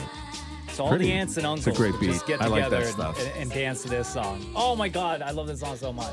I think The Gambler by Kenny Rogers was the only song that I ever remember listening to with my dad. I think it was the only song my dad ever liked. Really? Yeah. But the song that sort of brings you back, like if I have to think of a moment where a song was impactful because of what was happening in my life at that moment, the first time I ever was at a junior high dance, and I danced with a girl like sort of pseudo inappropriately for the time where there was no touching, but you were touching. Yeah. And like where we were close. I think that the first time I ever remember dancing with a girl where you did that move where your legs were sort of in between one another. Okay, right? So yeah. like her thigh was in between my legs. should My demonstrate some thigh, Mocha no. understands. My thigh was in between. Pandemic, man. We can't get that close. I know, but anything for you, Mocha. my thigh was in between. I hope COVID-20 comes after this because I'm never demonstrating that. but where my thigh was in between her thigh and her thigh was in between my thigh. And I felt like what it felt like to sort of be that close to like something so soft, right? Yeah. Like girls were soft, right? And it was at a school dance, and the song that was playing while that I experienced that for the very first time, I think it was around like 1985, was "The Rain" by Orange Juice Jones. Oh, for real? Hold on. Now let me find the song. Yeah. Hold on a second. Orange Juice Jones. Is it Orange? Not Orange. Orange Juice Jones, right?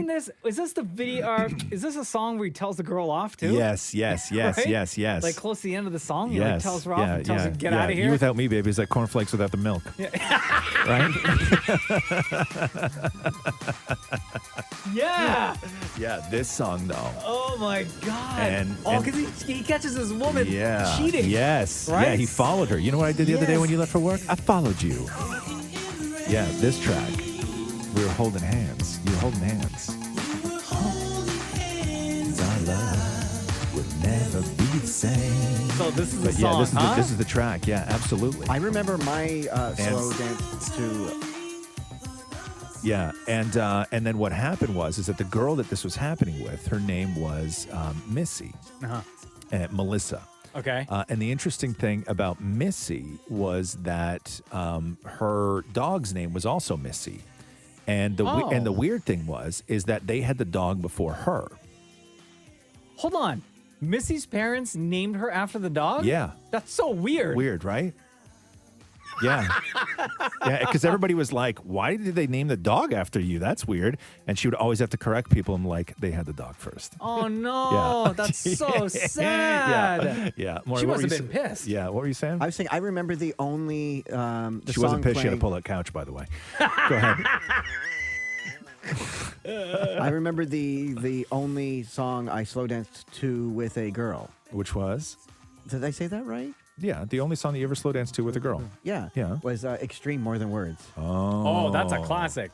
Well, let me get to this part of the Orange Juice Jones song. We start telling her off. This right here. Yeah, listen to this.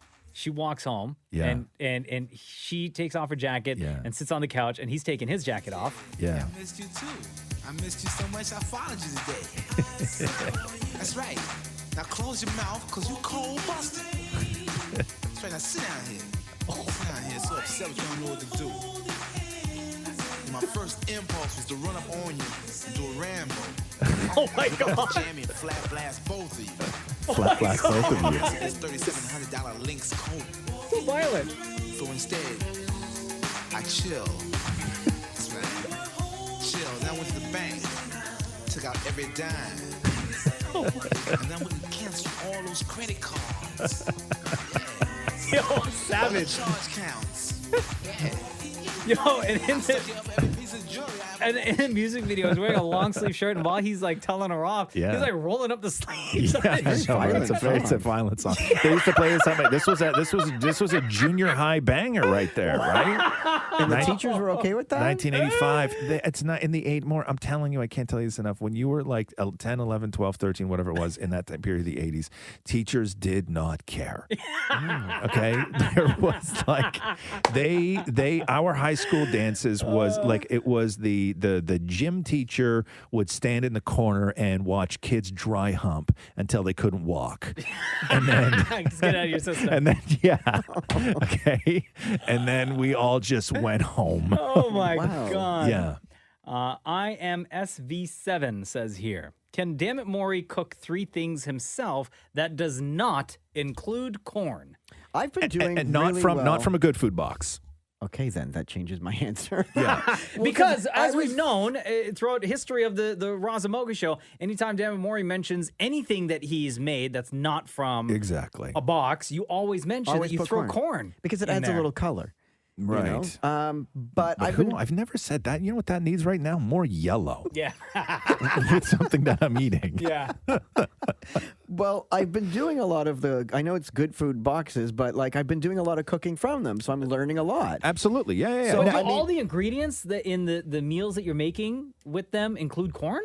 No. I was going to say, until Ross said not including those boxes, I was going to say that I've been really learning a lot about cooking from those boxes because yes, they come, everything's portioned out for you, but you still have to cut the potatoes. You still have to do everything. Like, you still have to follow the instructions. Yeah. But take all that away from me, and everything I cook has corn in Now, it. do you feel And if there's that- no corn, then green peas. Do you feel that you have progressed in your own skills when it does come to cooking? Like if on a night when you're not cooking good food boxes, do you revert back to cooking the things you did before you started getting meal delivery, or do you sort of incorporate what you've learned into a night where you have sort of freedom to No, I cook revert anything back you want? right away. You do. If I don't have a picture card, I don't know what It's the a hell to do. box of mac and cheese. Yes. Right. Okay. But I appreciate now learning that to make a sauce or something. Like when you're making pasta or whatever. Yeah. Like I would have never have learned that you cook everything in a frying pan first. You boil the pasta, then you put the pasta in the pan with everything else.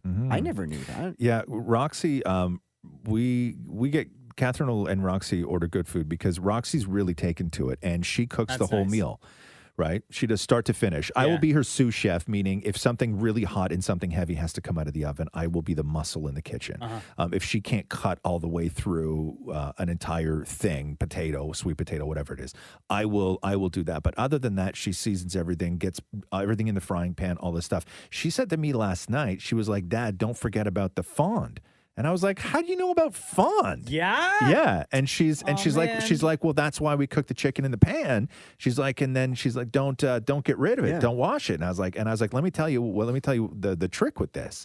And I go, do they tell you instructions on how to deglaze something? And she's like, "No." And I go, "Watch this." And so we cooked this chicken in this pan. It was all just crusted onto the bottom, right? And then I cranked up the heat high. And then I just literally threw like a tablespoon of white wine in the bottom of the pan, and then just took a wooden spoon and just started slowly, lightly scraping it. And all that stuff comes up off the bottom of the pan. Yeah. And the pan is clean, but all that flavor is now in a nice sauce. And then she threw in her vegetables and everything else. But I'm like, what do you know about fond, girl? Yeah. These That's terms good. on the Right? cards. I didn't know like there's also demi-glaze, like which I still have no Demi-glace. Okay. Yeah. Which is basically like some sort of brown gook. Yeah. And you cut that open, pour it in. And then Yeah. there's plus-a-mus. Yeah. Plus-a-mus. Yeah. Which is where you're preparing all of your ingredients. Yeah.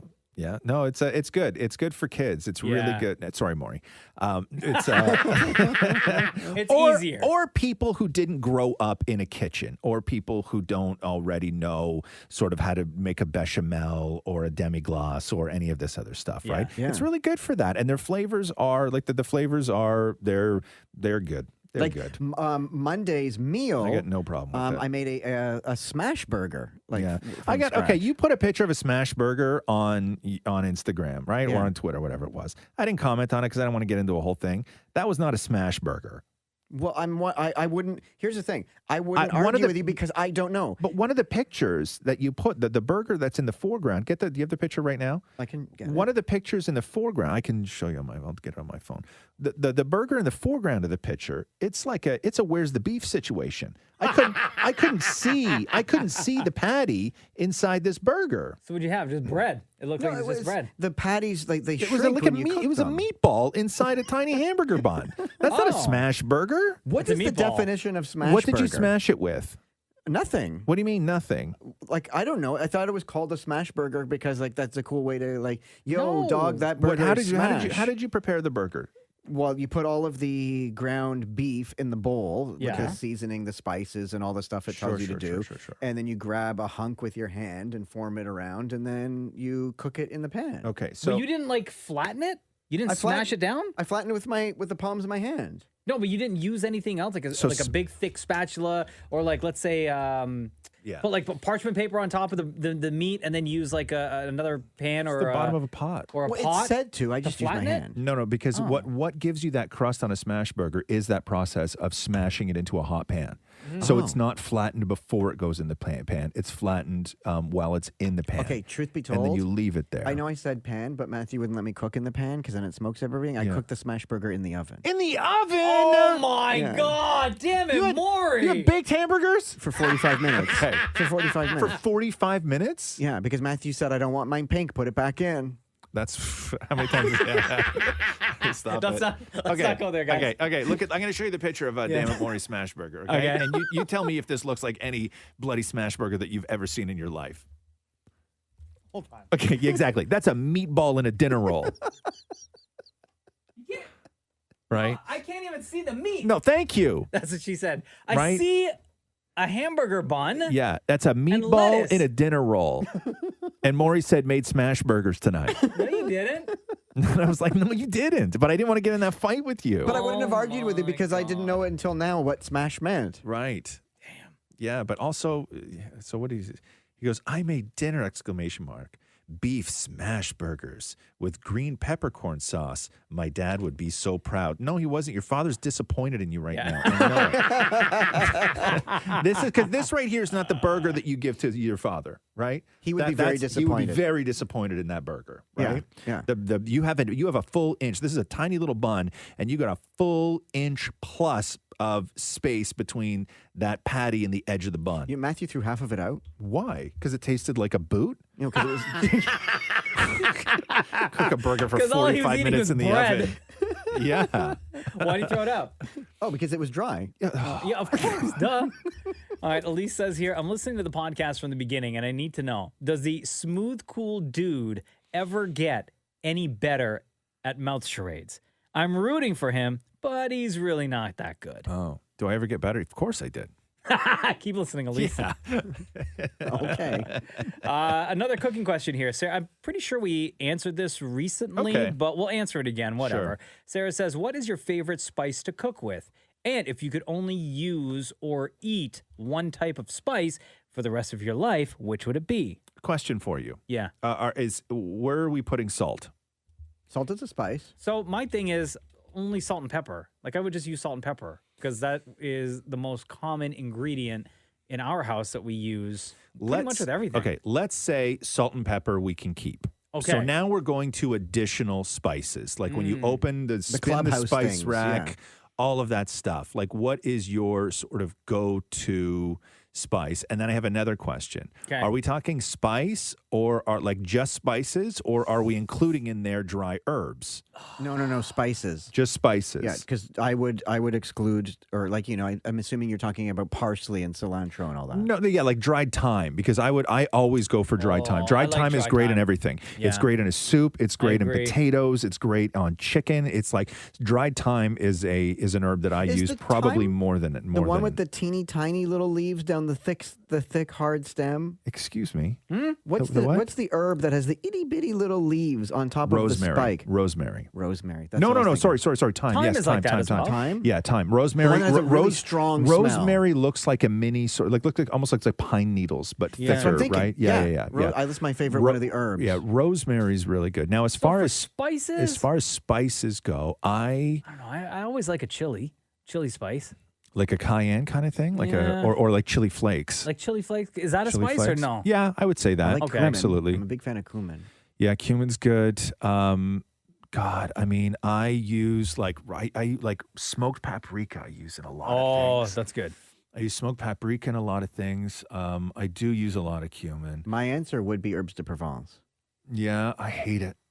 Catherine loves it. I don't and even know what that can't is. stand What is it? Like it's a herbs mixture, right? from the province Yeah, of France. I No, can't but is it it's a a mixture. mixture. It's a mixture. But how yeah. many different There's like 7 things in there. Yeah. There's Is it really? lavender. There's all kinds Yeah, of. but it really you can tastes. use it on everything. I because you know me and lavender. I can't Oh, you stand hate it, lavender, yeah. and with herb de Provence, that's all. Is I it because of smell. that study that a medical person did once that said No. that lavender gives man boobs? Lavender, man. What? man? Lavender makes men grow boobs. Yeah, I don't know. Is that why you eat so much of the herb de Provence? Yeah, trying to grow why are you boobs? eating it, man? Like, are you trying to get your boobs bigger than what they are now? I love herbs de Provence. You do, huh? Yeah. But I'll tell you this too. Like, every now and then, if I'm just doing whatever, like even an Italian mix is good. Yeah. I'll use. we use use that. our Italian mix a lot. Yeah, but smoked paprika for me, definitely. Cumin for me, definitely. Oregano for me, but What I about guess pizza that's spice. Pizza spice. What is pizza spice? You can buy a thing where it's like pizza spice. Where What's in it? I guess like stuff it that you tastes put like a on- pizza. I guess it's spices that you would put on top of a pizza. It's a mix. It's a spice mix called pizza mix. That makes it taste like a pizza? Yeah. So it's like how you can have pizza gum and there's just like pizza flavor in there? Or is it spices to add to your pizza to add flavor. I think it's spices to add flavor, but it's like a clubhouse thing, and it's just pizza spice. Really? Yeah. Interesting. No. Yeah, smoked paprika, cumin, because I do a lot of Mexican stuff at home, and those are the sort of staples. I bought a Mexican oregano a little while ago, which is just so different, man. so brilliant. It's I so love good. oregano too. Mexican so oregano because good. it's in flakes. Yeah. Right? It's really, really, it's a great flavor. And even God, I don't like that. Like I just have there's so much. But I would say my go-to if I'm reaching into the spice cupboard, what I grab more than not is dry thyme. That's what I use. I got a question here. Dallas. Oh, Dallas is asking another question. What is the most memorable compliment you've ever received? Oh, mine's from Roz. Ouch. I'm kidding. I'm kidding. I'm kidding. I'm kidding. I'm kidding. Yo, the light Then from I could Maury's say that- face yeah. just left him. Sucked right out. I could- Yo, bro, you just went pale. I've heard that one said before. Yeah. Okay, so go ahead. What's the one you always say to me? You're good at everything. So clearly, it's not that memorable if you can't even remember it more. but it's such a good I compliment. always say that Damn It Maury is really good at certain things, just not most things. How can you not love that? Right? Yeah, it's a great quote. Sure, I'm gonna that's put that on my epitaph. yeah, exactly. On There you your go. what? Your epitaph? Do you have one, Ron? No, like a compliment that somebody has said. God, where do I even begin? Oh, God, here we go. Good thing we have endless time on the podcast.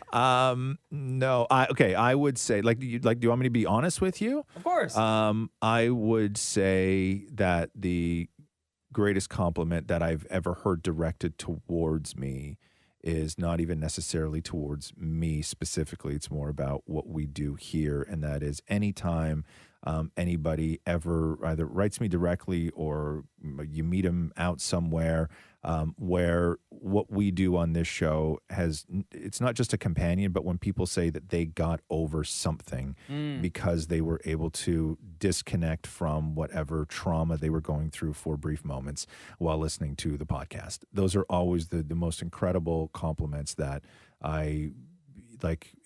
There's nothing else that needs to be said other than that. Somebody wrote me on Twitter not that long ago, and they were from a children's. I'm trying to remember what it was, like an organization where at-risk youth can go and meet with counselors. Yeah. And talk about things, whether it is self-harm or whether it's issues at home or whether it's problems at school and kids that are in a bad way. And the tweet that they sent out to us was that it got to the point of where they heard from so many kids who were going in there, and during their interviews when they asked them, what are the things you enjoy? And sort of make you look forward to another day, or what is the sort of moment in a day when you can forget about your problems. And they tweeted us because they said that they had heard from so many kids that the Roz and Mocha Show podcast was the one part of their day that really gave them the distraction and the laugh that they needed. And they had heard it so many times that they actually tweeted at us and told us that. And to me, that was just the greatest compliment anybody's ever said. Yeah. Right. It was just the greatest thing I'd ever heard. Similar, like along the same kind of lines. I love it I like hearing from people who listen to the show because, the four of us, you, me, Dan, Maury, Shem, we come in here every day and we do the show and we have a lot of fun.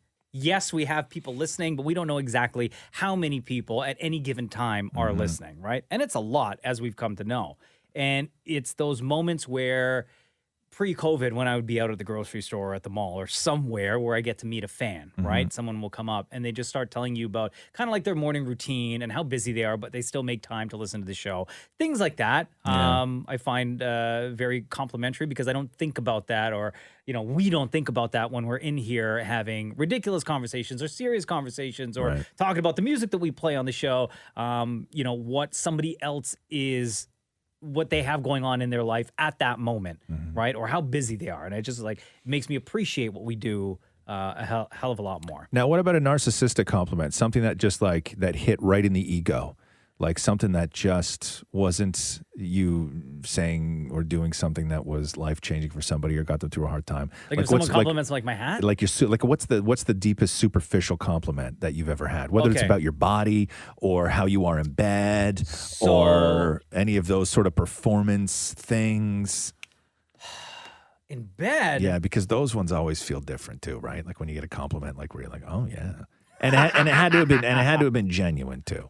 Do you have any of those, Maury? Oh, I get my compliments on my ass all the time. From who? Yeah, right. I mean, Okay. pre-Matthew, people be Pre-Matthew. How long you been with Matthew, though? Yeah. 14 years. Okay, so you said all the time. Yeah. So 14 years ago, 14 years ago. one person complimented you on your ass. Anybody who had the opportunity Right. to see the butt Yeah. would say Right. that is a great butt. Okay. How many people Sorry, are did you we- want to go first, Mocha? How many people are we talking about here? 2, right? No, Two at people. least 10. At least 10. At least. Yeah. Okay, And stop. when you say at least, that means there could be more. I think maybe if you added your father and the man who delivered you, assuming he was a man, that doctor, I think maybe your list of people who have seen your butt Dr. naked is 10. Moskowitz. Okay, I think maybe.